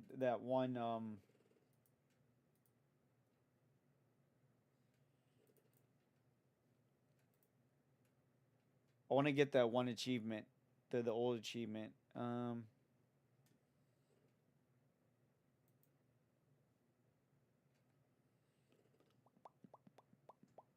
don't want to do a story time. We'll save that another day. We'll save that for another day. And I think when I do stream, instead of doing so long for streams, like maybe 4, 5, 6 hours, like I think that's a little excessive for me as a small streamer, especially. So if anything, I'll only stream about 1 to 2 to 3 hours. No, not 1 hour. Two, most likely 3 hours, if anything. Four at the most, but like three is like I think three would be the cutoff from now on. Because I have to make plans for everything else. Like if we go on like my Instagram and everything else, I haven't been posting because I've been working on other things. So that's why. So when we do that, we're just gonna fucking stroke ourselves off and do it that way. Cause I gotta post more shorts. I gotta post more of my reels or whatever you want to call them out there. This whole week I've been neglecting a lot, like fucking a lot, neglecting a whole shit ton for fun. I don't know why.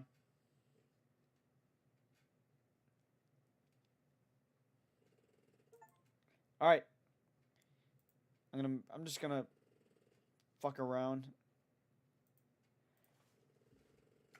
fuck around.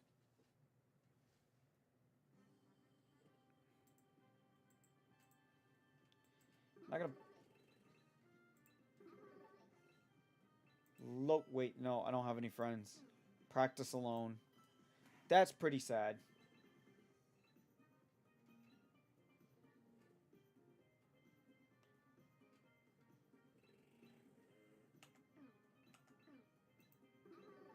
Uh, all right. Yeah, I can't play this game already. Holy shit, I can't play it. Oh my god, dude. No wonder why I just fucking uninstalled it. Okay, the man would die.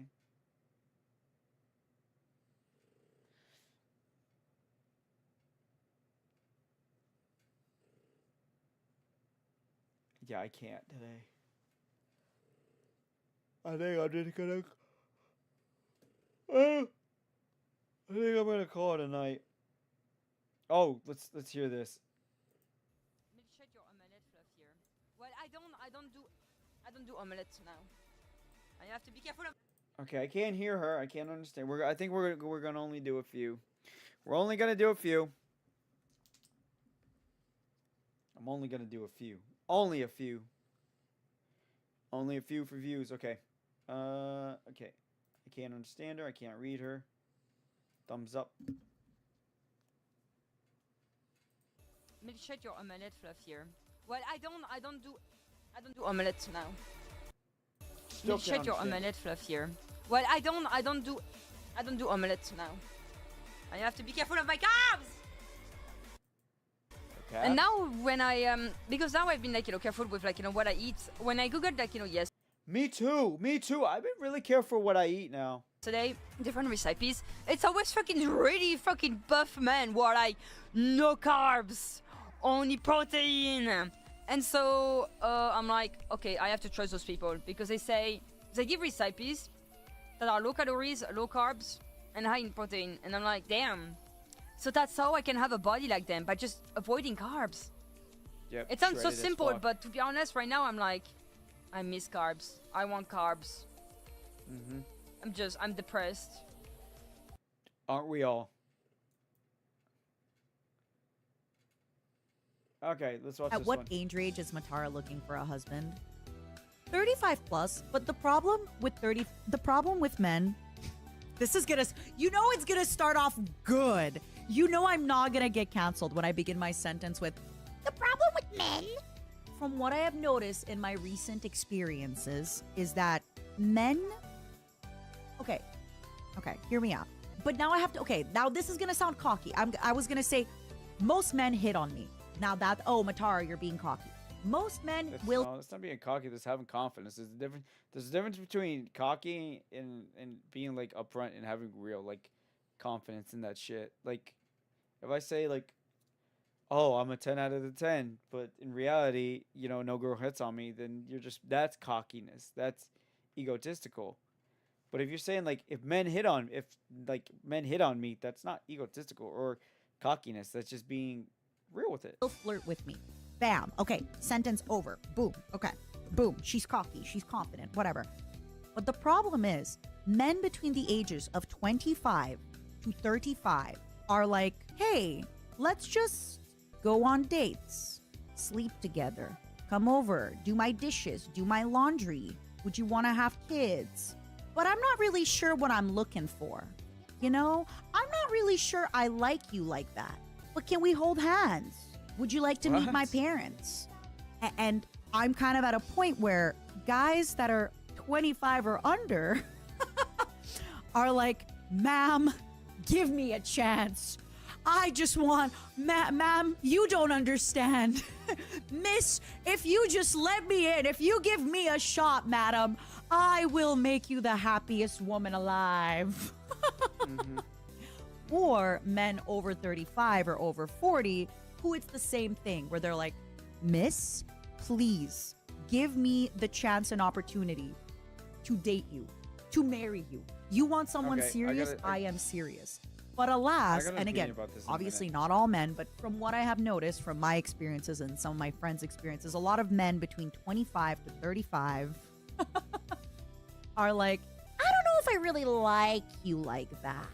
Matara, you're nice and all, but I just don't know.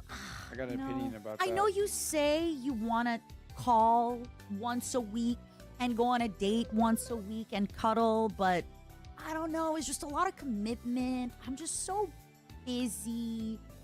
I'm just so busy all the time for you. So I'm kind of in this weird spot where Dude, I gotta say my 2 cents, but I also want to pause the video so I can get my fucking everyone's So I don't get banned. non-committal. Everyone's like, I don't know. You want me to text you once every 5 days to let you know that I'm not dead because I don't use any social media and I'm nowhere? And if I don't text you once every 5 days, you won't know if I'm dead or alive? Exactly. I Fuck. don't know. That's a lot. Yo, I'm pretty That's a tired. I'm about to lot. go to bed. I'm about But to yeah, for slump. some reason, the 25 and unders are, I don't know what's up with the young men these days, but young men who are activated by hags, the young Okay. men who are activated by hags are like, ma'am, please tag me in. I will do anything, Tag madam. team. Give me a tag Please, team, you mate. don't understand. If you just give me one crumb of a chance, ma'am. No, Ice, just to be clear, when we talk about texting, in no way, shape, or form am I expecting people to text me all the time, right? I'm like, look at me. I'm busy now. Before this stream, I was hanging out with Michi. Then I was in a call. I'm not saying text me every day, all day, tell me what you're up to. But if you are in a committed something, you know, I need to know that you're alive at least once every few days. That would be nice. So Yeah, okay, and I'm again, gonna there's stop it nothing. right here. I'm gonna stop it right here. I'm gonna stop it right here, because I got my 2 cents. The reason why, from a male's perspective, the reason why men are like this is because of one or two reasons.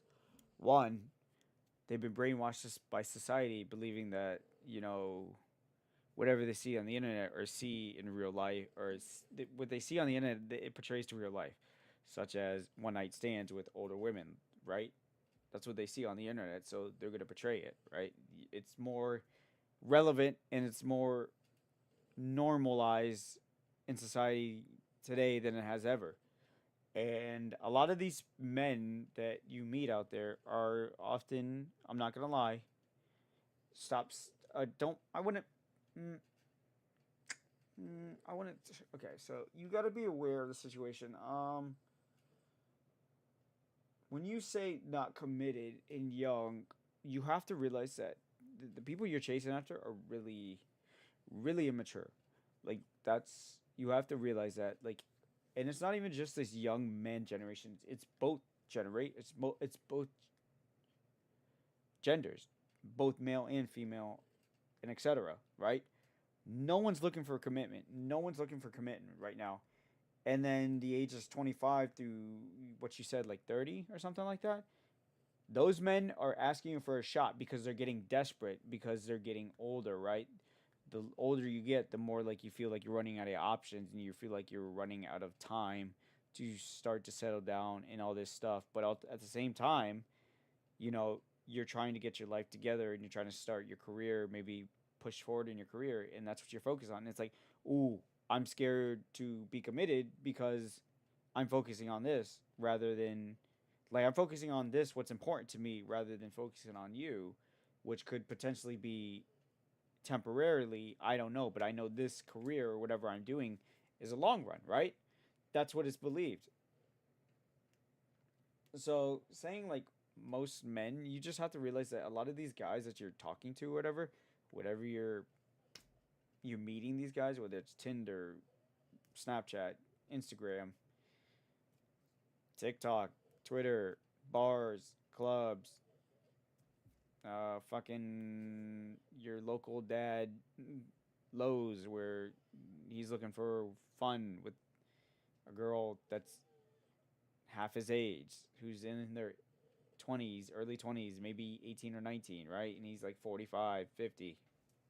But he still looks like a dilf, so, hey, fuck it, whatever. Like, that's what I'm talking about. Like, you have to realize that that's called being immature. It has nothing to do with being young. It has to do with being immature, buddy. Like immature. Like okay, so I will say from the ages of 20 to 25, yes, they will try to look for older women to sleep around with, like fuck buddy, like friends with benefits, one night stands. Why? Because they're young and they're not tied down and they have no commitment. They don't need to commit to anything because they're young, right? They have no responsibilities. They don't have this. They don't have that, right? They don't have to commit to shit. They barely even have to commit to themselves, all right? They don't have to commit to a fucking workout routine. They don't have to commit to a night routine. They don't have to commit to shit, right? That's 18 through, I would say, 25. And then the other 25 is 25 through 35 or 30. where they start asking and they start getting desperate of trying to find a lover or trying to find something to cling on to because they feel like they're going to spend the rest of the days alone, right? They're already 30, pushing on 40 almost, and they're going to feel like they're alone. That's what it's like. So, and it's like they're clinging on to something. Like men and women think entirely different when it comes to these things. Like men want goals, want to achieve something by a certain age, right? You see all these men doing something with their families or something. They got family, kids, they got a nice house, they got a nice car, they got promotions, or they're working, manager or whatever. They started their business. Like some of them are just, jittery and trying to figure life out. Maybe life hasn't thrown them a bone yet, and they're not certain, or they don't have the self-confidence to believe that they're good enough for a partner because they're getting older and they don't know what to do with that partner because they don't feel worthy enough or stuff. I don't know. Maybe that's just from my perspective. I'm not 30, but Nothing wrong with being non-committal, but my thing is I'm committal. So if I meet somebody, they're non-committal, I'm not going to entertain that. And that's okay. I really want to be committal, Exactly. but I think I need to improve myself. So the thing I would say on both parties, this is like a hot topic. You have to realize, like, on both parties, you have to realize communication is freaking fucking key. Fucking key. It doesn't matter if this is your first day talking or like you're already like a couple months in or years in. Fucking communication is key the day you meet. I'm not even joking. The day you meet, communication is fucking key. All right? People lie about their ages. People lie about their jobs. People lie about their life, their relationship status. People lie about all that shit, right? And if you're lying about that in the beginning, that shows you what type of person you are, like what you're fucking actually doing and what you want. Like if you say, "Oh, I'm 20, and you're really 30, it's like, why are you lying about your age? Or if you say, like, I've dated this many girls but never dated anybody, it's like, why are you lying about never being in a relationship? Or it's like, you have this type of job, but you got laid off your job, and it's like, why are you lying about your occupation if you can't financially support yourself?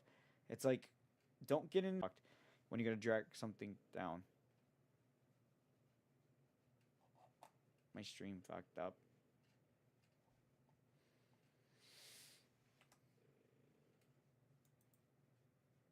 What? Let me see. Go to Twitter.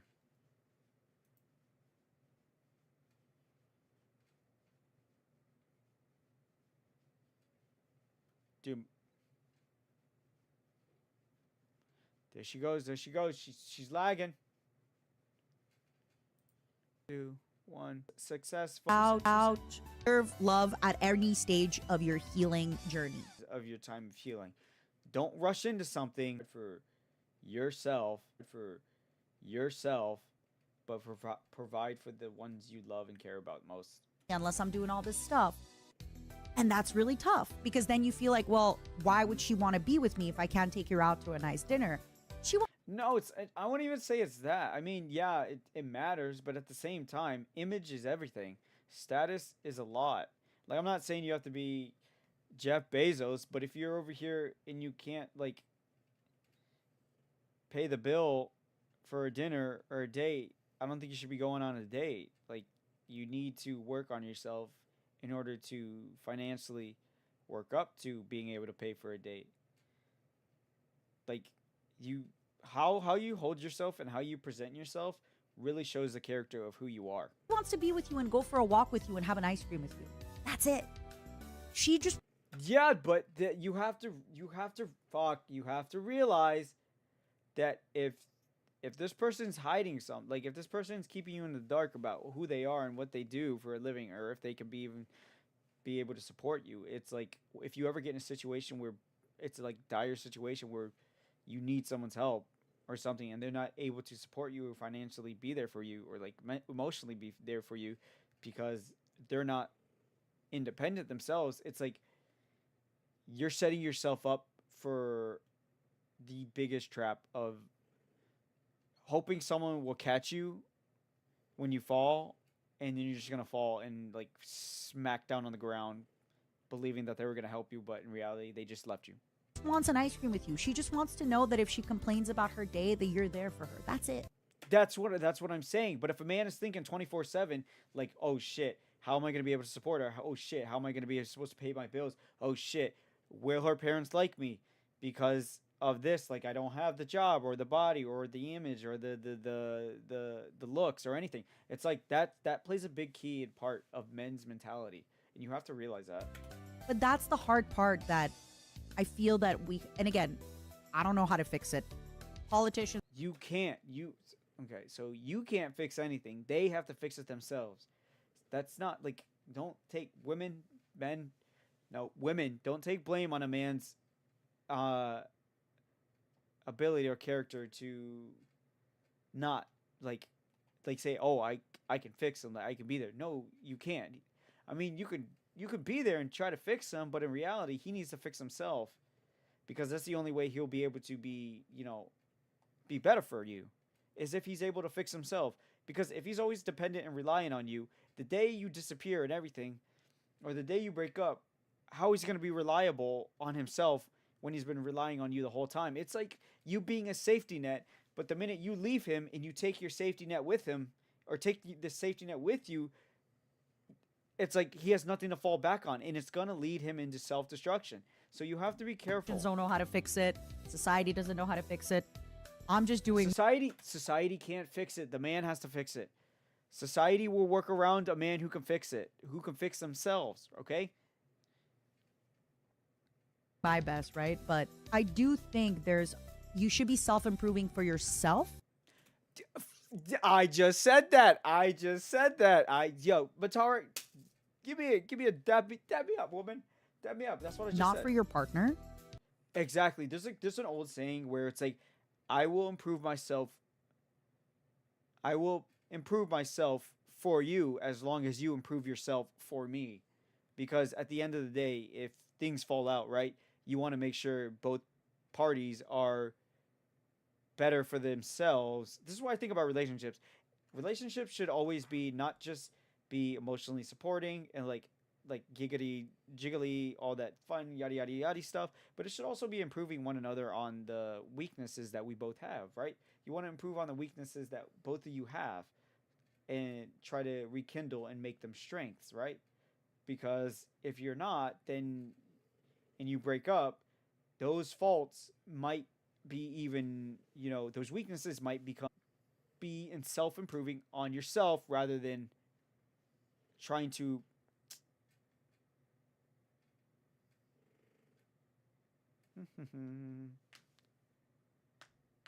fourth attempt, fifth attempt, fifth attempt, sixth attempt, sixth attempt, sixth attempt, seventh attempt. Oh, seventh attempt. Let's go for 8. Yeah, my internet's butt today. 8th attempt. Okay, I'm gonna go to bed soon as this is over. This is so long. Successful. Okay, so it's like you always want to improve on yourself rather than improve for others, because if you're trying to improve for others, you're trying to prove that you're the better, like you're meant for them, when you should be improving on yourself for you so that you can be independent and be by yourself and be alone. Because I'm not gonna lie, if you can't be independent by yourself, how are you gonna be able to be dependable for like children or like the woman or a man who's like emotionally unstable? One has to be stable so the other one can become stable. That's how it should go. So I think it's all about relationships should be focusing on focus on themselves and bringing the best out of each other and working together on your weaknesses together. That's just my opinion. It's my opinion, like, because we all have our weaknesses, we all have our flaws, but if we're willing to, work those flaws out, like red flags. Everybody says lately they have red flags, right? Entirely true. Everybody has them. I have them. No one's fucking perfect, right? But it's like if you're always willing to like not fix those red flags you have, or like trying to get to the bottom of the problem or the situation to overcome those red flags, then it's like you're setting yourself up for the, if you decide, if you guys do break up, you're setting your other partner up for the biggest failure next, because you haven't worked on that, and now it's going to become even worse because those red flags became much bigger because you weren't fixing them in your current relationship or your previous relationship, and now they're going to be latched on to the other person, and it's going to be way worse. And I Right? think it's more important So now. say you say okay, so I'll give you an example. Say this: if you have a like trust issues, right? Because your dad left you, right? And you decide to get in a relationship with a boy, right? And you're not willing to fix it. Like, hey, I have trust issues. I need like I want you to help me to fix it, but you don't. Like, and that guy decides to f you over, right?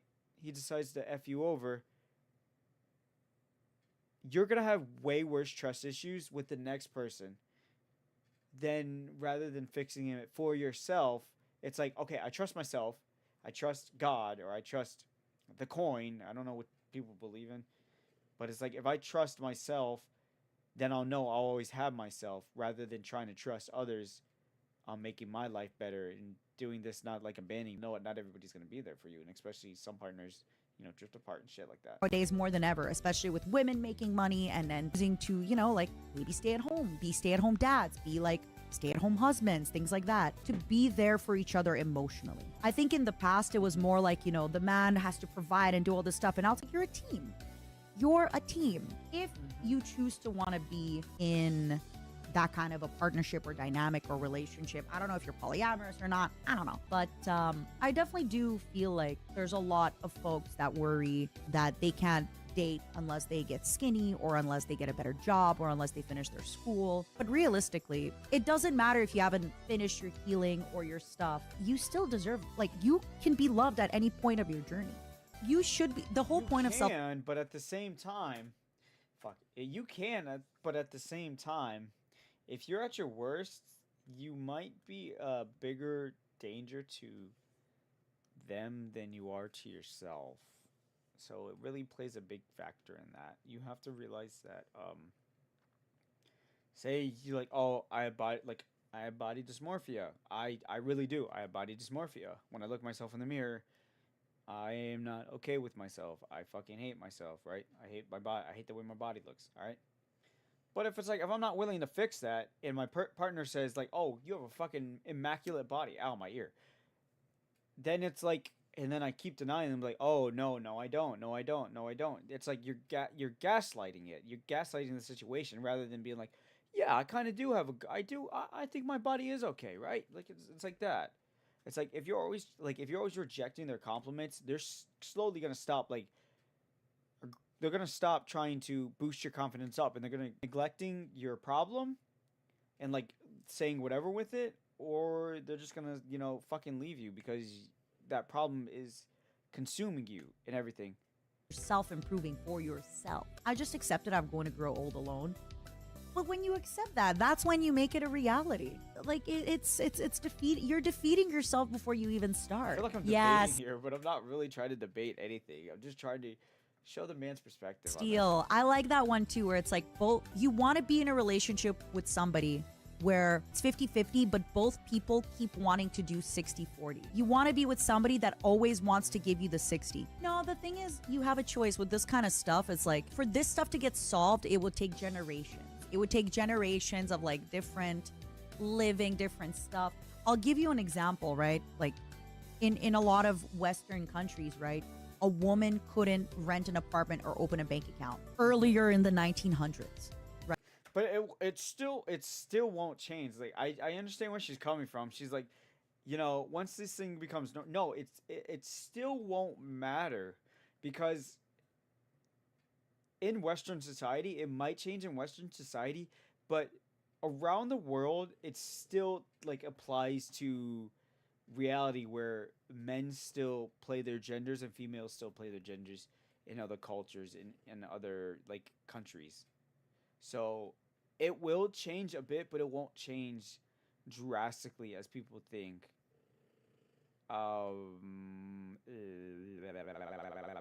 Okay, so mushroom, stop. But it's like even that we don't even know where it's going to be going because it might change that way back again. It all depends, right? It just all depends. Right? That was not that long ago. That's only a few generations. There's a lot of stuff that is still very, very new and is going to take a while. I think a lot of this is just Yeah, and another thing is like this is just off top of my head. It's like the whole thing, like even this, like fuck. Let me see if I can pull it up. Oh shit! Hopefully titties don't pop up on my screen, and they fucking do. Wow! Way to start off opening Twitter. Nice, Mr. Mushroom. Nice. We're over here trying to have a serious conversation, and you're pulling up titties on the screen. That's not my fault. I don't follow those people. They just pop up. Okay, I'm putting it over here. That's a penis. That's a fucking penis. I'm so glad I put that over there. That's a penis. That's a full-on fucking cock. Okay, that's a cock. Like, it is so mainstream to normalize hating on men, and especially white men. Like, I'm not even joking. Like, you know how many times I hear like, yeah, fuck white men, like that, like that stupid shit, like that. It is so ridiculously irritating in brain rotting, and it's almost like they're zombies repeating the same shit. Like, you don't know this person, you don't know, like, he could be Spanish and he could have light skin, or and look like that, or he can be albino. It doesn't matter. You shouldn't be hating on a man because he's a man or because he's a certain color, right? It's like, you don't know who he is. He could be literally the guy who saves you next week, or he could be the guy, your future husband, right?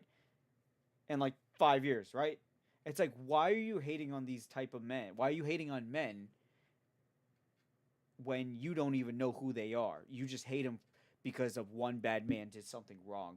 So that's another problem that's wrong with this generation too. And it's like, that's gonna become more normalized than it is for the other way around. Like, if we look up a video of girls like saying, "Do we?" and they say, "No, we don't need men," and then the men, like, it's like, "Men, do you need women?" and they're like, "Yeah, we need women." And it's like, the playing field is so fucking unbalanced, and it will always be unbalanced no matter what. But it's like, the playing field is so unbalanced that it's going to be unbalanced for the rest of society now, because it's so over the top. Because it's just gonna be taught on and taught on and taught on. That's what happens when this shit gets out. Is when it becomes so normalized and taught on. If I okay, so I'm not saying this. Okay, I'm not saying this. I'm saying, if I were to date this woman right in front of me, I'm not saying I am. I'm not saying I am. I'm just saying okay, okay, forget that. Scrap that idea. Rewind. Okay, rewind. If I were to date a woman, right, and I'm a bad partner, I'm an asshole. I'm physically, emotionally, socially abusive, right? I'm not only verbally abusive, I'm physically abusive. She will hate men, right? She will hate men because of my bad parting.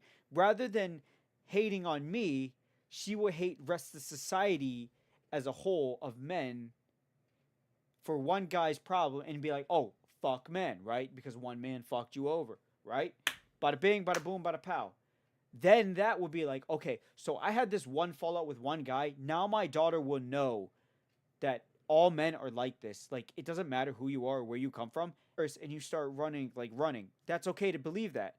But it's like, it's not okay to think and treat everybody like that if they're just over there, like, if it's just a bunch of regular men, walking down the street, having a laugh, having a beer, waving to you, saying, "Hey, what's up, girl?" Or just even a little shout like, "Hey, pretty girl." Like, it's not okay to treat every man like that. I'm not saying a man should just be like, "Hey, pretty girl," but I'm saying, if you treat a man like that, then it's going to be generational, and it will be taught over and over and over, and then people won't even realize where it started from, because it's so normalized. So now you have to be like, where did it come from and how did it start? When in reality, you don't know where it started, but it was a it literally becomes a generational thing where it's not It's not taught anymore. It's just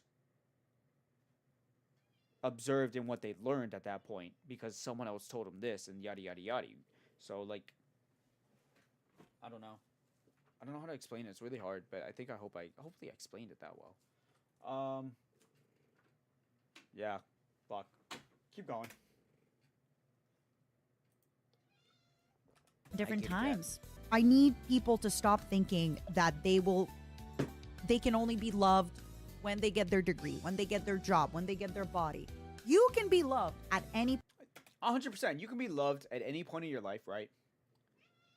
It doesn't matter how old you are, or how young you are, I believe. Age of consent. Gotta be over 18 to be dating someone over 18. I will say that. No, I mean, age does matter at some points, okay? point in your life. I'm just letting you know.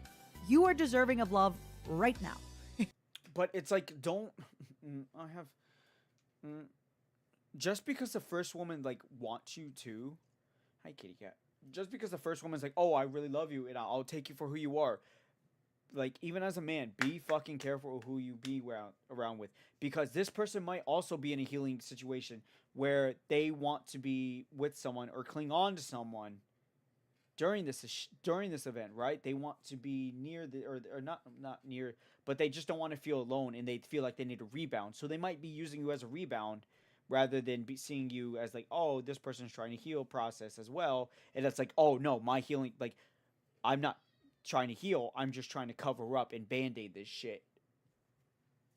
I'm just trying to band-aid this shit and kind of get a rebound, all right? You have to watch out for that. Right now, okay? You are deserving of love. Yeah, you are deserving of love right now, but just because the first person you meet doesn't mean they're the right person. Right now. Right now. Mm-hmm. So we're yapping a little bit about that. And, I'm yapping. We yapping away. We're two yappers. I was basically saying how I'm in Yapper nappers. this weird position where I am very committal. I want to have a life with somebody and commit, but I also am very picky because I think that You should be picky. I think you should be picky with relationships. I'm not. Okay, so this is no picky. Picky. Okay, picky. Yes. Having standards and having preferences, totally fucking fine. I say this all the damn time. I say this all the damn time. Like, okay, let me get face to face. I say this all the damn time. I have standards, and I have preferences. Okay, I have preferences. My standards are, I have high standards. I'm not saying you have to be a fucking 10 out of 10. Like, you have to be looking like the fucking hottest model and be like Miss America or whatever. I don't know, fucking Miss Worldwide. I don't know what like beauty pageants call that shit. I don't care. But it's like, just because I have standards and I have preferences doesn't mean I will line those up. Standards will always matter over preferences. And this is coming from a man's perspective. I will say this. I said this 100% with all my heart. I fucking love goth women. I've always have since the day I was born, okay? Since the day I was born, I've always loved goth women. That's my preference, right? That's my preference. I love goth women. But if a goth woman does not meet my standards, I won't be with him, right? Okay? I won't be with him.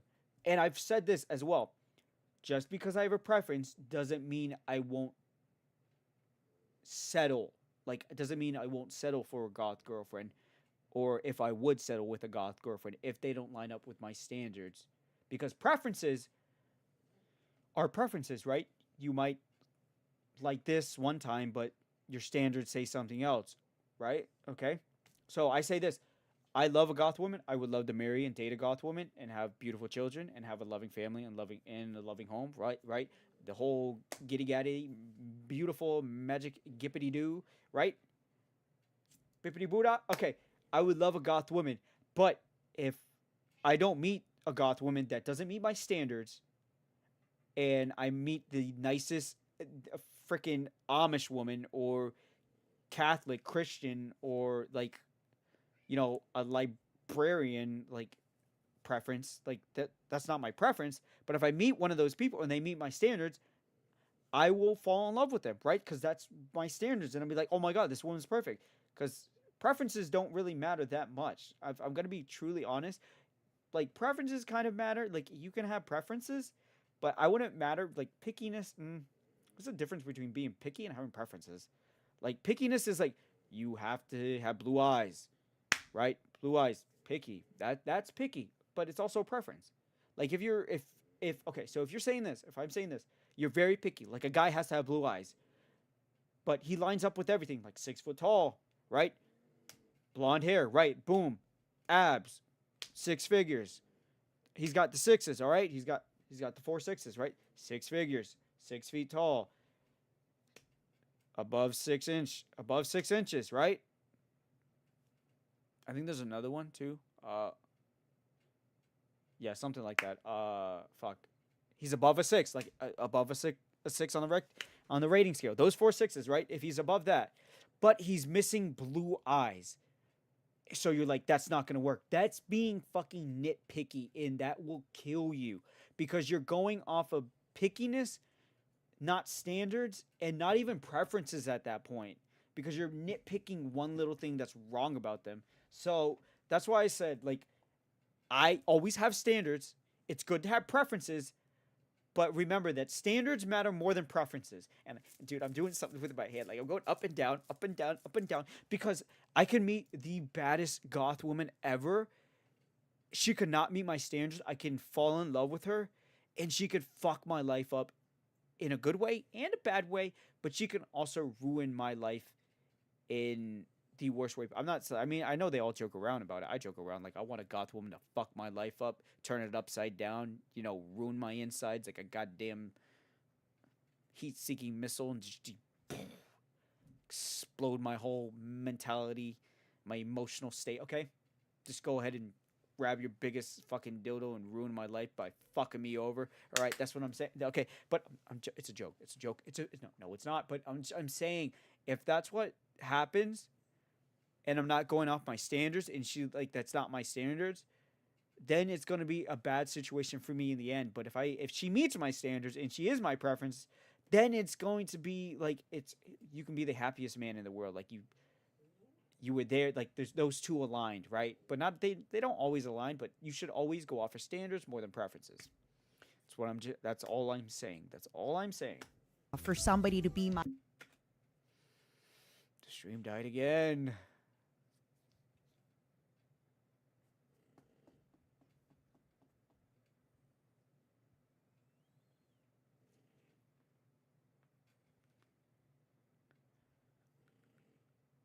Fourth attempt.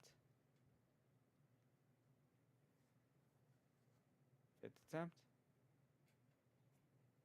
Sixth attempt. Let's go for 7.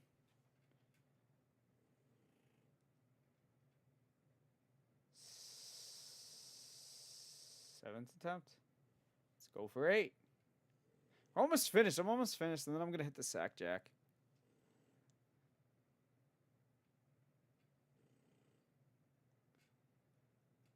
Okay, successful. It's successful. I want to be very picky with who I let into my inner life and inner circle. Mm-hmm. But don't get it twisted. Don't get pickiness confused with standards or preferences, maybe. I'm a lot more sensitive than I let on, so I'm very picky. They have to be, they have to do a lot of stuff. But unfortunately, I'm in a weird place where most men between 25 and 35 are extremely non-committal, and I'm not. I blame society and God. I'm not blaming them, by the way. I blame society and God. Okay, it's just, Okay. This is what's wrong with that too. This is what's wrong with that situation. I'm not saying she's entirely wrong, but I'm. Okay, you want to go up? Okay, you go. I'm not saying she's entirely wrong, but I'm not saying she's completely correct. It's not society's fault that men are this way. In half the battles, the man has to take responsibility for it. You can't just blame society for the situation because that's not entirely right. Like the man has to take responsibility. Like what did she say? I I'm a lot more sensitive than I let on, so I'm very picky. They have to be, they have to do a lot of stuff. But unfortunately, I'm in a weird place where most men between 25 and 35 are extremely non-committal, and I'm not blaming them, by the way. I blame society and God. It's just, it's a weird time. Yeah, but at the same point, if you're always gonna blame society, then the men are gonna blame society too, and they're gonna be like, "Oh, but it's society's fault that I'm this way." Oh, it's society, but no, it's your fault. Like you're this way. Like I'll do a comparison. All right, so say this, say that. Okay, this could be an easy comparison. If society puts you in a situation where it's like society gives you a burger at one place near your house, and then fucking whatever, like a vegan place right next to it. It's like society put both of these. Okay, we'll do this. If society puts two restaurants next to each other, a fast food restaurant and a healthy restaurant, whether it's fucking a vegan place or it's just like a healthy whatever place, right? Which one you choose is entirely on you. You can't blame society for what happens to you or what you do to yourself. So if you're always blaming society, then you're gonna believe like, oh, it's society's fault. It's not my fault that I gained weight. It's not my fault that I'm overweight. But no, it is entirely your fault you gained weight because you decided to always go to McDonald's, Burger King, or whatever it's called, like with the fast food chain, rather than balancing it out. Like, hey, maybe Monday through Friday I'm going to go to this healthy place, right? Rather than going to the fast food chain 7 days out of the week or 3 days out of the week, and then you still eat like junk food at home, right? It's like you blame society. Oh my god, great preference, great preference. I love this analogy. It's like people say this all the fucking time, where they say like, I can't get in shape because eating healthy is too expensive. No, it's not. No, it's not. Actually, it's pretty fucking cheap. It's pretty cheap to A, cut down on consumptions, your plate proportions.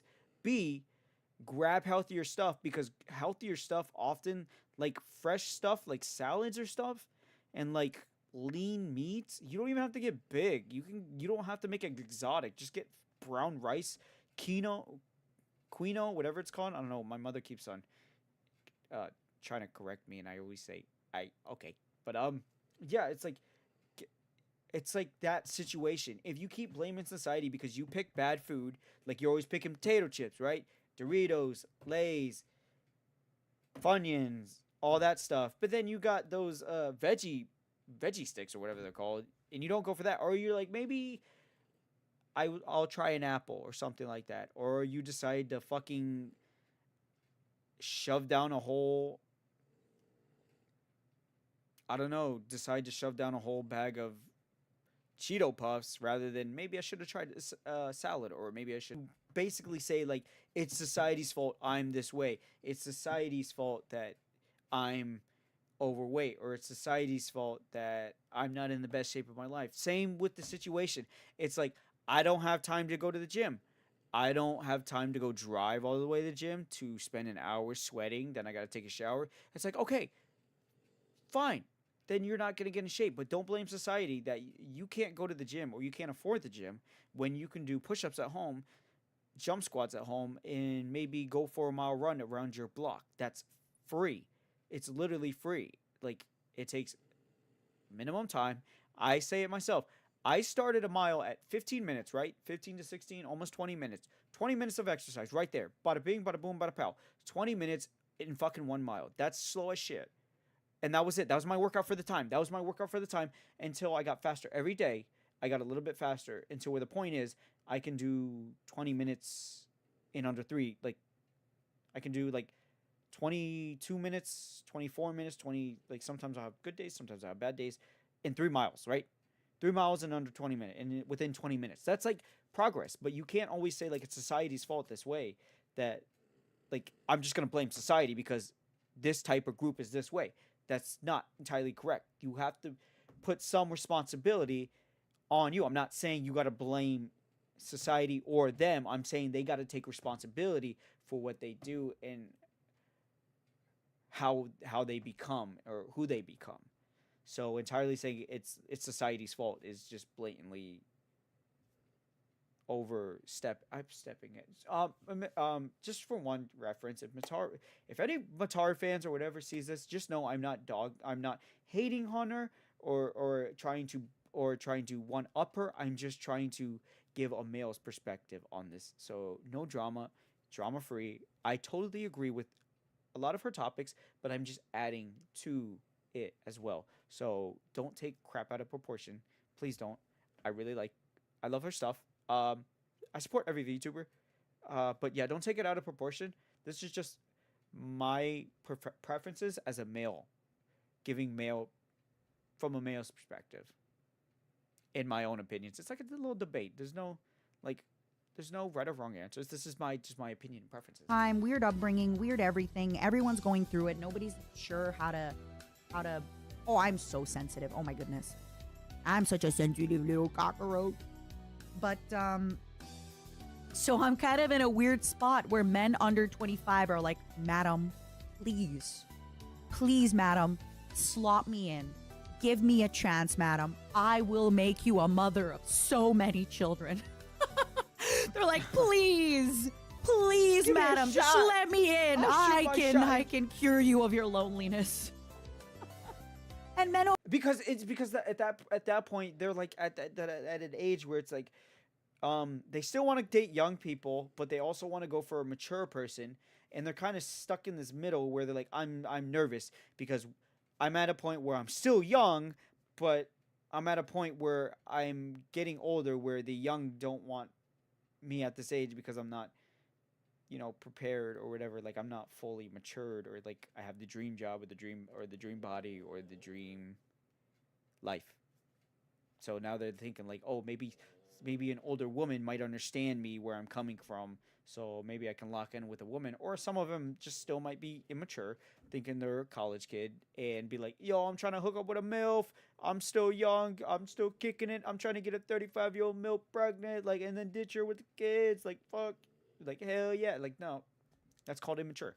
It's called being immature and not growing up yet. over 35 are usually like, yeah, I could treat you nice. And men between 25 and 35, I'm sorry you got it rough. But from my own experience and from a lot of my girlfriends' experiences, you are a little bit more on the non-committal side. I don't blame you. Just to be clear, I'm not like, but, I'm just, not blaming you, but you should take responsibility. I think it's one of those things where I don't blame you for being non-committal. Don't blame me for being. There's a difference between not blaming them for not being committal and trying to be responsible and be committal.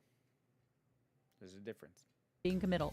If I meet you and I say, hey, I'm committal, and you say I'm non-committal, I go, that's totally okay. Maybe they're not ready in that stage of a relationship to be committal.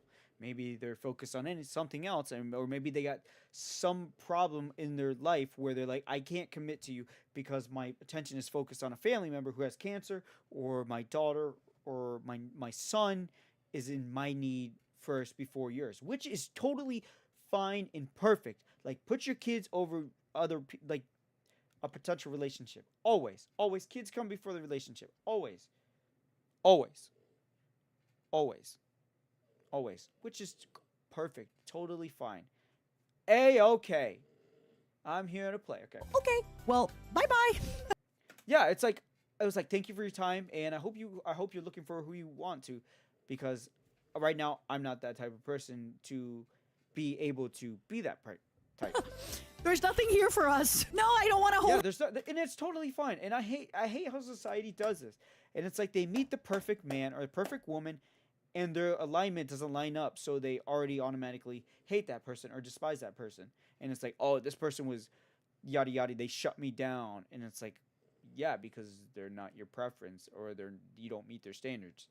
It's like, either work on it or you can't change it. Like, I like goth women. Preference. Well, if one meets my standards, one meets my standards. If I meet a nice cowgirl and she doesn't meet my standards, I say, I prefer goth girls, goth women.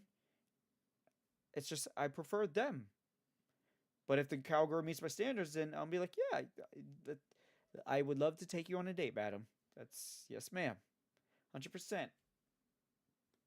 Thank you, Matar, for thank you for the lovely chat and debate. Your answers were beautiful, amazing. I loved them. And yeah, you had some really great topics, really great responses, and yeah, you're very well. You have a lot of wisdom. Hands and cuddle and talk into the night because you're not committal, but I am. So fuck off. Bye bye. I'm Yeah. It's like have a good day. Like always, I always say this, even if you're with a girl. How do I date hags? Gosh, what the fuck? Shake their hand always. Tell them a good luck. Wish them the best, and it will make you always, no matter what it is, but like it will always make you feel like if you meet like because it could be a situation where you meet a person and they might be buddy buddy and they'll be like, oh, don't be with this person because this person, as soon as I told them I wasn't into them, they decided to be a different type of way. Like they, like we were on a date and I told them I wasn't interested in them or I didn't meet their standards, right? And they become like cold and like and they didn't talk that much and they were kind of, it was an awkward situation rather than being like, okay, thank you for your time. I'll pay for what pay for dinner. Why don't we just chit chat and talk? Like we don't have to get to know anybody on a doesn't matter like talking in the line. But it's like why waste a good dinner? Why waste a good dinner? Maybe you can become good friends. Maybe they're not ready or maybe you don't meet their preferences or standards right now, but potentially down the line you could because you became great friends. My mouth is getting really dry. So always leave on a good note. Always leave on a good part, on a good side. Whoops. 39 committal and want to do your dishes. That's a big plus. I got a hot topic. What was that? Hold Hi, on, Mata. I'm closing in on 37. Could you tell me where hags like you congregate? Yes. Your local coffee shop. If she says Target, if she fucking says Target, I'm going to lose it. Or she's like bookstores, Target, Starbucks, a pottery store like a Michael's or like one of your thrift stores. Running outside at 8 in the morning. The gym at awkward hours of the night. Bookstore. I fucking called it. Target. I fucking called it, mate. Walmart. I didn't know that one. I haven't been to Walmart in years. Wine aisle at the store. Exactly. Nice. Wine aisle. I know where I'm going next. All that fun stuff. Good luck on the 37. That's so exciting. Okay. Go ahead and click that one, right? We're gonna go back. Men are just moist women. Dude, I gotta hear her topics. I gotta. At what age range is Matara looking for a husband? Okay, what did it say? Yeah, so fuck off. Bye-bye. I'm 39 committal and want to do your dishes. Oh my god. I fucking love this topic. Dishes. Matara That's dishes. a big plus. Matara, I gotta pee, but I'm about to end it. Matara dishes. I gotta look that shit up. Matara dishes. Con dishes. I gotta pee. I'll be right back. Oh my fucking god, mate.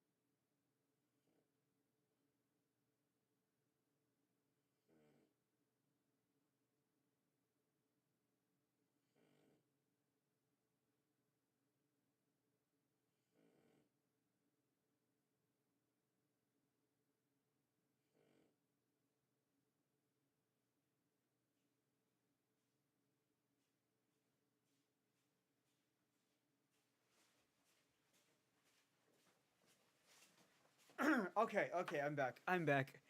I'm fucking back. I'm fucking back.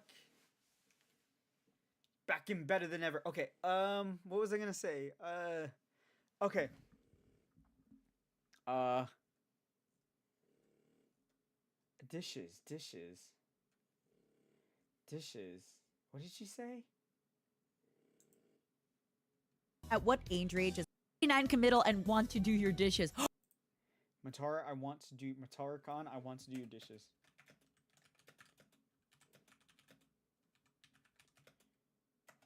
Let's see.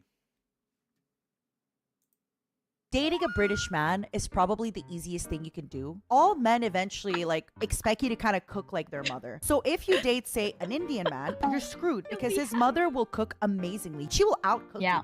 Italian, the nonna is in the kitchen for 9-12 hours making one tomato sauce. You date a British man, hey baby, I made you cooking just like your mama used to. It's bread, fries, ketchup. Dating a British man is probably the easiest thing. I talked about this before. Basically, I said, usually, not all the time, but it's kind of been drilled to us from movies and the world that, a man who, dates women will want a woman who cooks like his mother, right? And I was saying, like, you're out of luck if your man has, say, like, an Indian mother, because the amount of spices. I do believe that, okay, so I do this.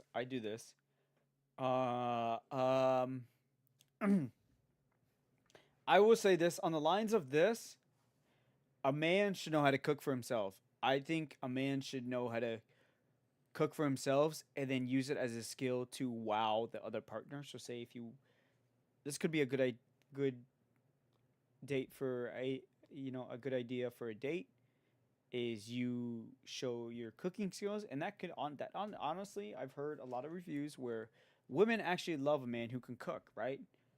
Like, they're like, oh, this man can cook, so that doesn't mean that he has to rely on me for cooking. Not only that, that's a skill, like tasty food, pants down. Let's get this going. Let's get this real dessert going. Okay, mushroom, stop. Okay, that's what I'm saying. What I'm also saying is that it shows a man is willing to be able to feed himself rather than having to rely on you, whether you're busy at work or busy doing something and you can't cook.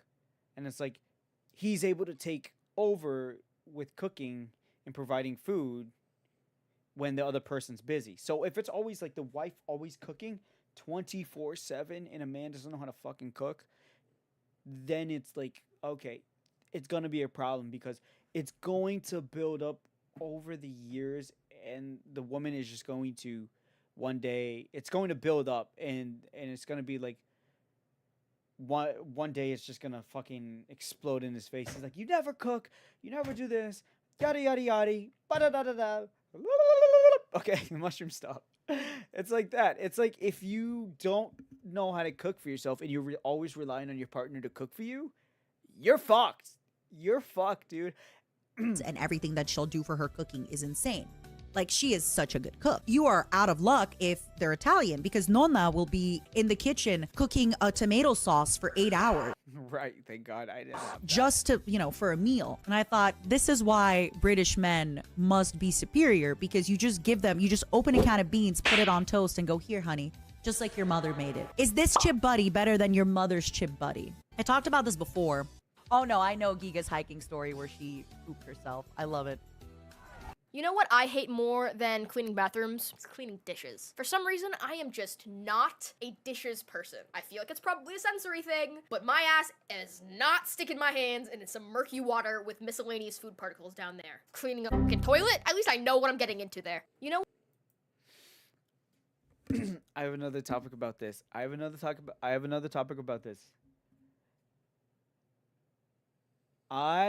In my household, if I were to have a girlfriend, wife, one day, I would even set the ground rules for my children. At a certain age, my children would learn how to clean dishes, like learn how to do their dishes themselves. Same with my wife, and same goes for me. I will clean my dishes, you clean your dishes. The children at a certain age will learn how to clean their dishes, and it will set them up for learning how to clean up after themselves.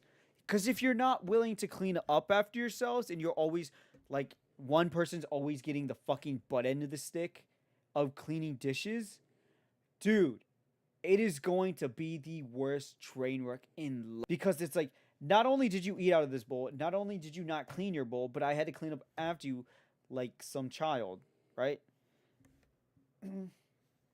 So cleaning up after yourselves, not just up after yourselves, but your partner cleaning up after themselves will be so much easier because you're not taking on both loads, you're taking on your load and taking on your part and not taking on each other's part in doing that. Or you could do it together, like, but it should not be one man's job and it should not be rotations. You know what I'm saying? It's like, you get dishes Monday, I get dishes.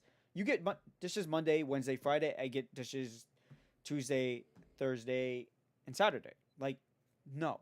Because some days, if a person's at work, right? If a person's at work, they had a busy day, they had the fucking worst time at the job today. Maybe their fucking boss was heckling them on their ass the whole day. And it's like, the dishes are in the sink, and it's like, but it's your day. You still got to do the dishes. It's like, motherfucker, I'm not doing the dishes. The dishes are the last thing on my mind. And it's like, and it's like, you didn't even eat out of this. Your partner ate out of this. Like, the bowl, the spoon, the pot, they cooked out of the pot. They fucking used all the utensils. And it's like, why should I clean up after you if you made the mess and you took it out? It's like, no, if you did it, you clean it up. So, or it's like, okay, maybe those are my dishes and these are your dishes. Do you want to do it together and put them away together? Because it would go a lot faster. But not only that, we're doing it together and we're not, putting it all on one person and kind of tackling the situation at hand together. So that's my take. And with children, it's like, if you teach, so if your kids are like 4 or 5 and you decide to like clean up after them, it will keep going on and on because they feel like that's your job. That's what you're supposed to do, right? You're supposed to clean up after them, right? Everything. It's not even just like like food. It'll be toys. It'll be bags. It'll be problems. It's like you're supposed to be there to pick up after them. Like, guess what? They got in a car accident. Guess who's supposed to be there to pick up after them? You are, because you started with the dishes. It's like, no, you got to take care of your own problems and you got to do this. Okay, that's my topic. You know what I hate more than cleaning bathrooms? It's cleaning dishes. But yeah, clean your dishes yourself. I know. Sometimes I don't, but I was like, fuck, I got to do it. At what What's this age one? range is Matara looking for a husband? 35 plus, but the problem with men, this is gonna, Pass out. it's gonna start off good. I'm not gonna get canceled when I begin my sentence with, the problem with men, from what I have noticed in my recent we just watch this? experiences, is that men, okay, hear me out. But now I have to, now this is gonna sound cocky. I was gonna say, most men hit on me. Now that, Matara, If you say most men hit on you, then most men hit on you, then that Matara explains why she went back to living with her parents.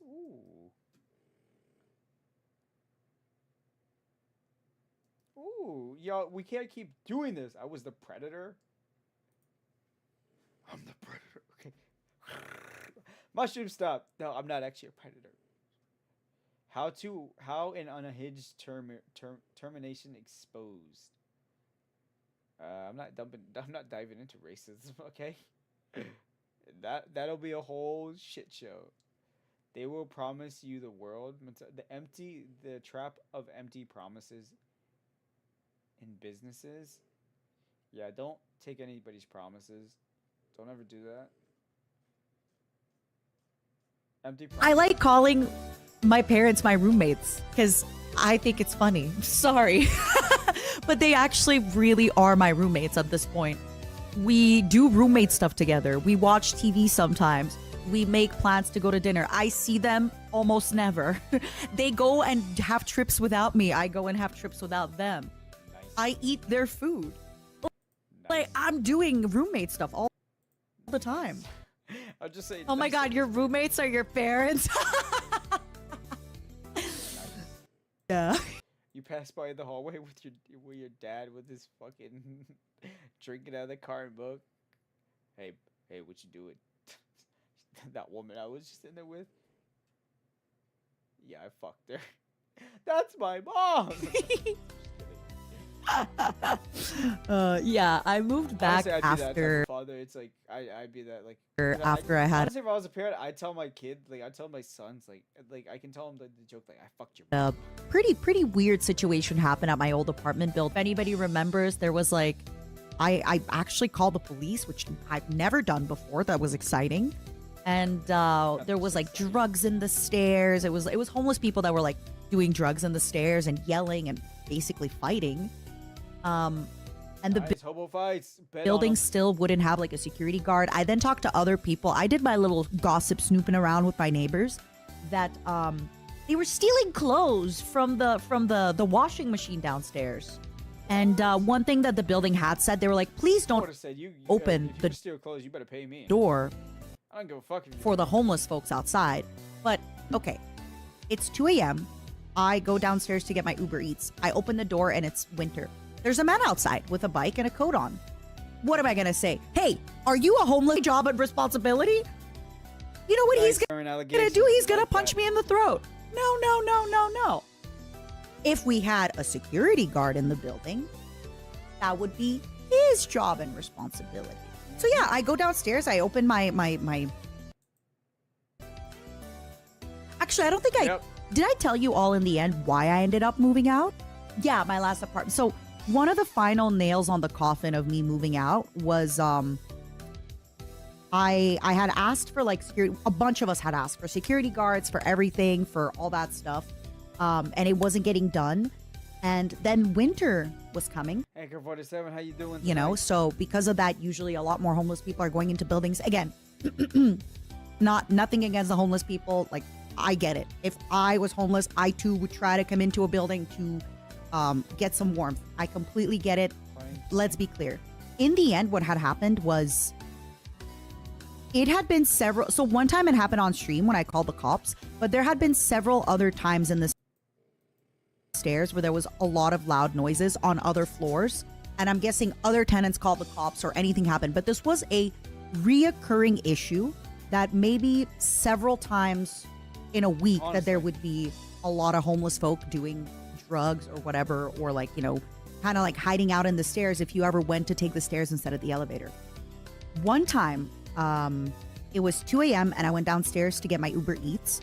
And there was a man with a bike and a woman with him. And, you know, I opened the door to get my Uber Eats. They walk in. To be clear, I don't instantly I can't instantly tell that they're homeless because they're wearing I don't think it's. like jacket and stuff. I wouldn't let anybody in, like my apartment or my house, even if they were an Uber like Eats person. The reason why is because even this is what I say. Like Uber Eats, like you don't know who you don't know who goddamn who the Uber Eats guy is. He could be the next Jeffrey Dahmer or fucking what's his Ted Bundy. Like holy shit, you gotta be aware of that situation, dude. Like it only takes one person to have like, if they got a bike, then they're homeless. Yeah, that's true. Even if they are like Uber Eats, you only have one incident where they become like the delivery dictator. I don't know, the delivery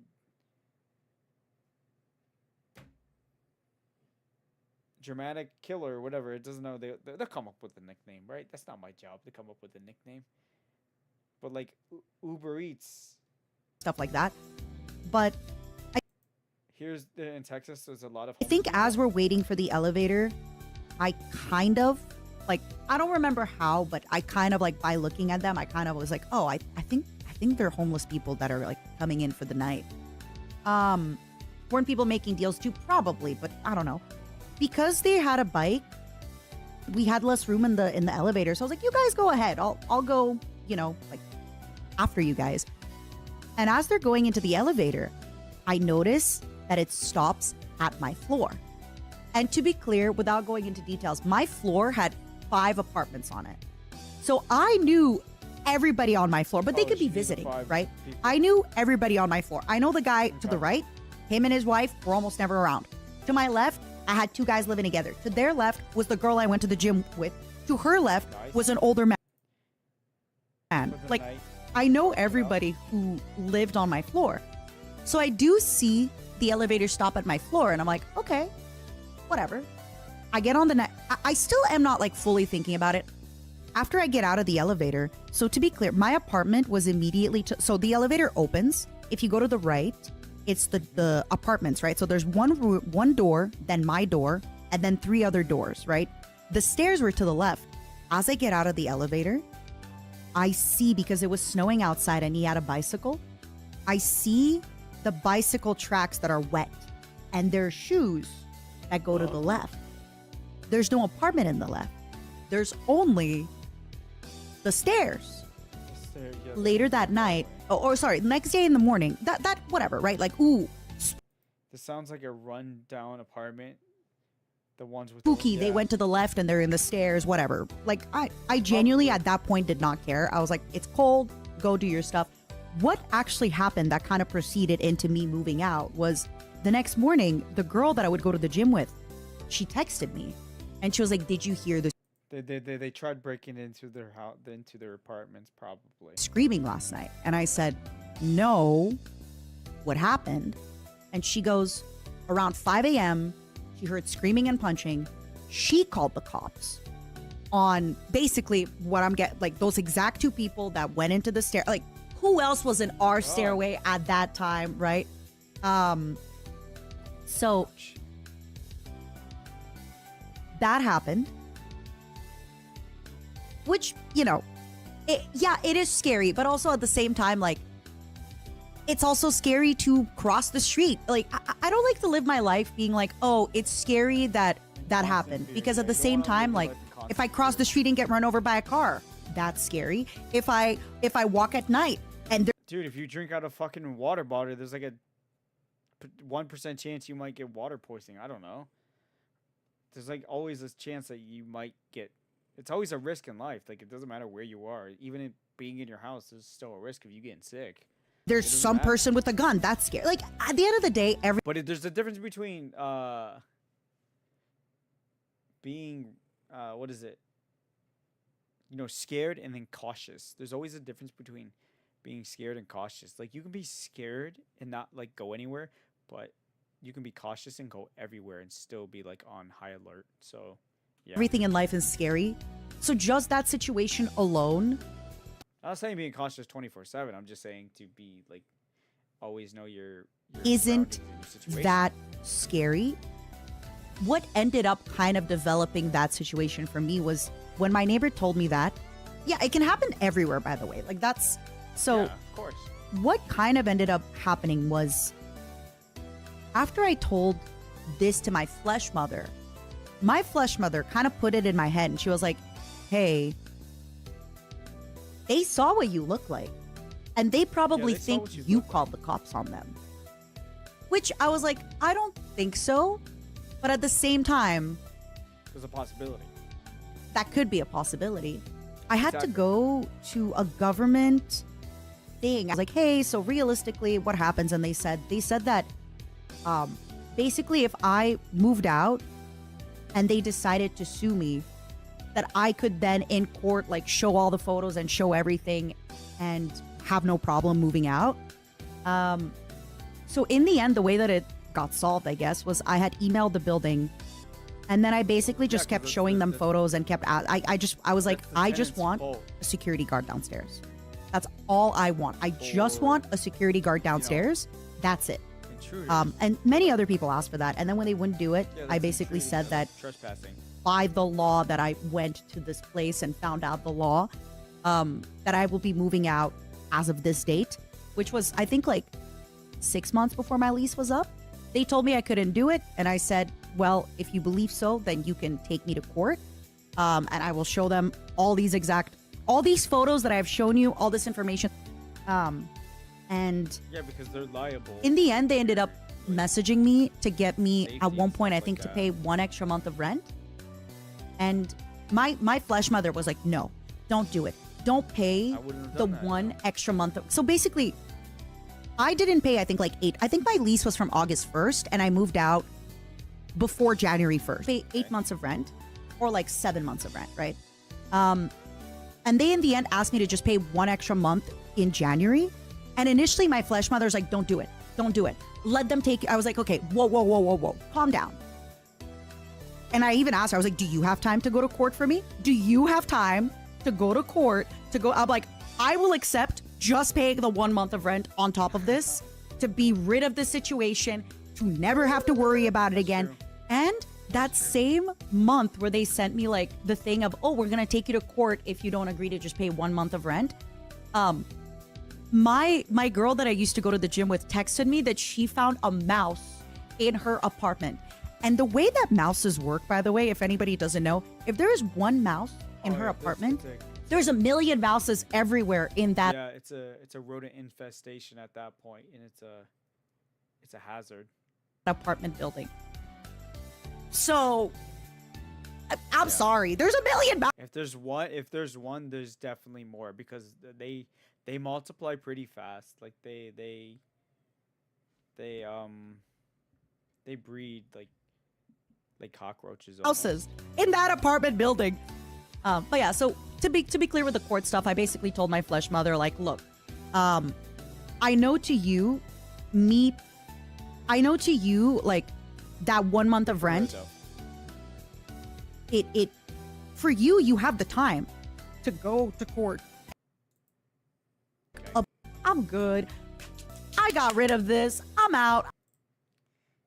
Are you a couple? Let's. Project really talks about how it works. How.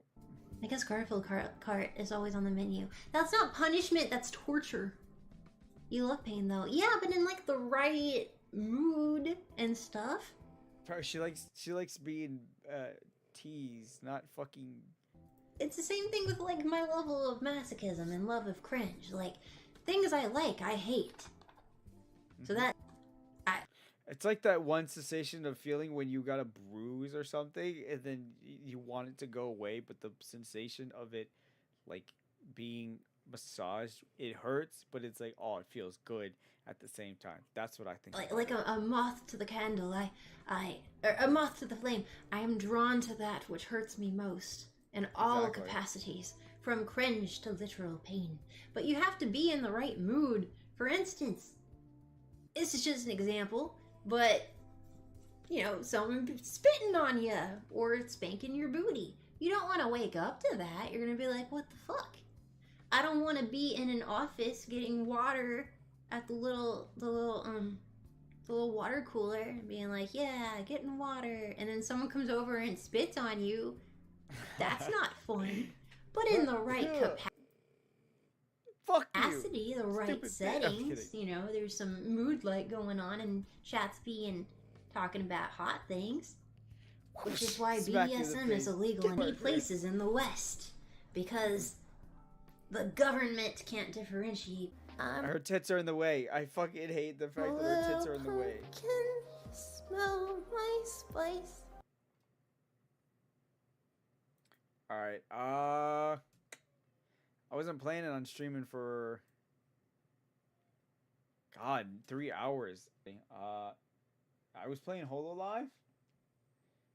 Okay, I didn't know that.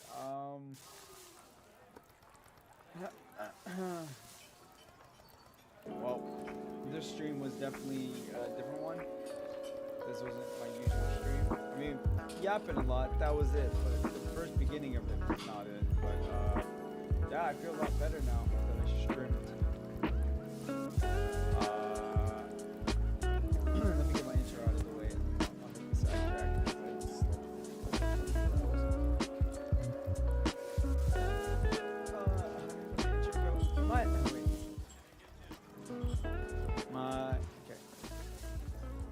My name is Mr. Mushroom, your one and only male VTuber on. Yeah, I haven't I haven't gone to bed yet. I like when I streamed last night, I woke up really like I woke up around 10:30 at night, which I go to bed at like 3, 4, 5 p.m. and I wake up at 10 to stream because it's not busy. And today I didn't go to bed yet, so I've been up for more than 24 hours. So I'm gonna hit the Saturday Jack. But I wanted to stream just a little bit every day, you know, no matter how much I feel, because it'll pass over. But yeah, thank you for joining me, your one and only male VTuber, Mr. Mushroom, on his way to the motherfucking top. This was definitely an interesting stream today. Yeah, we'll see you next time tomorrow. Hopefully my Wi-Fi decides to be better. My Wi-Fi is always shit, but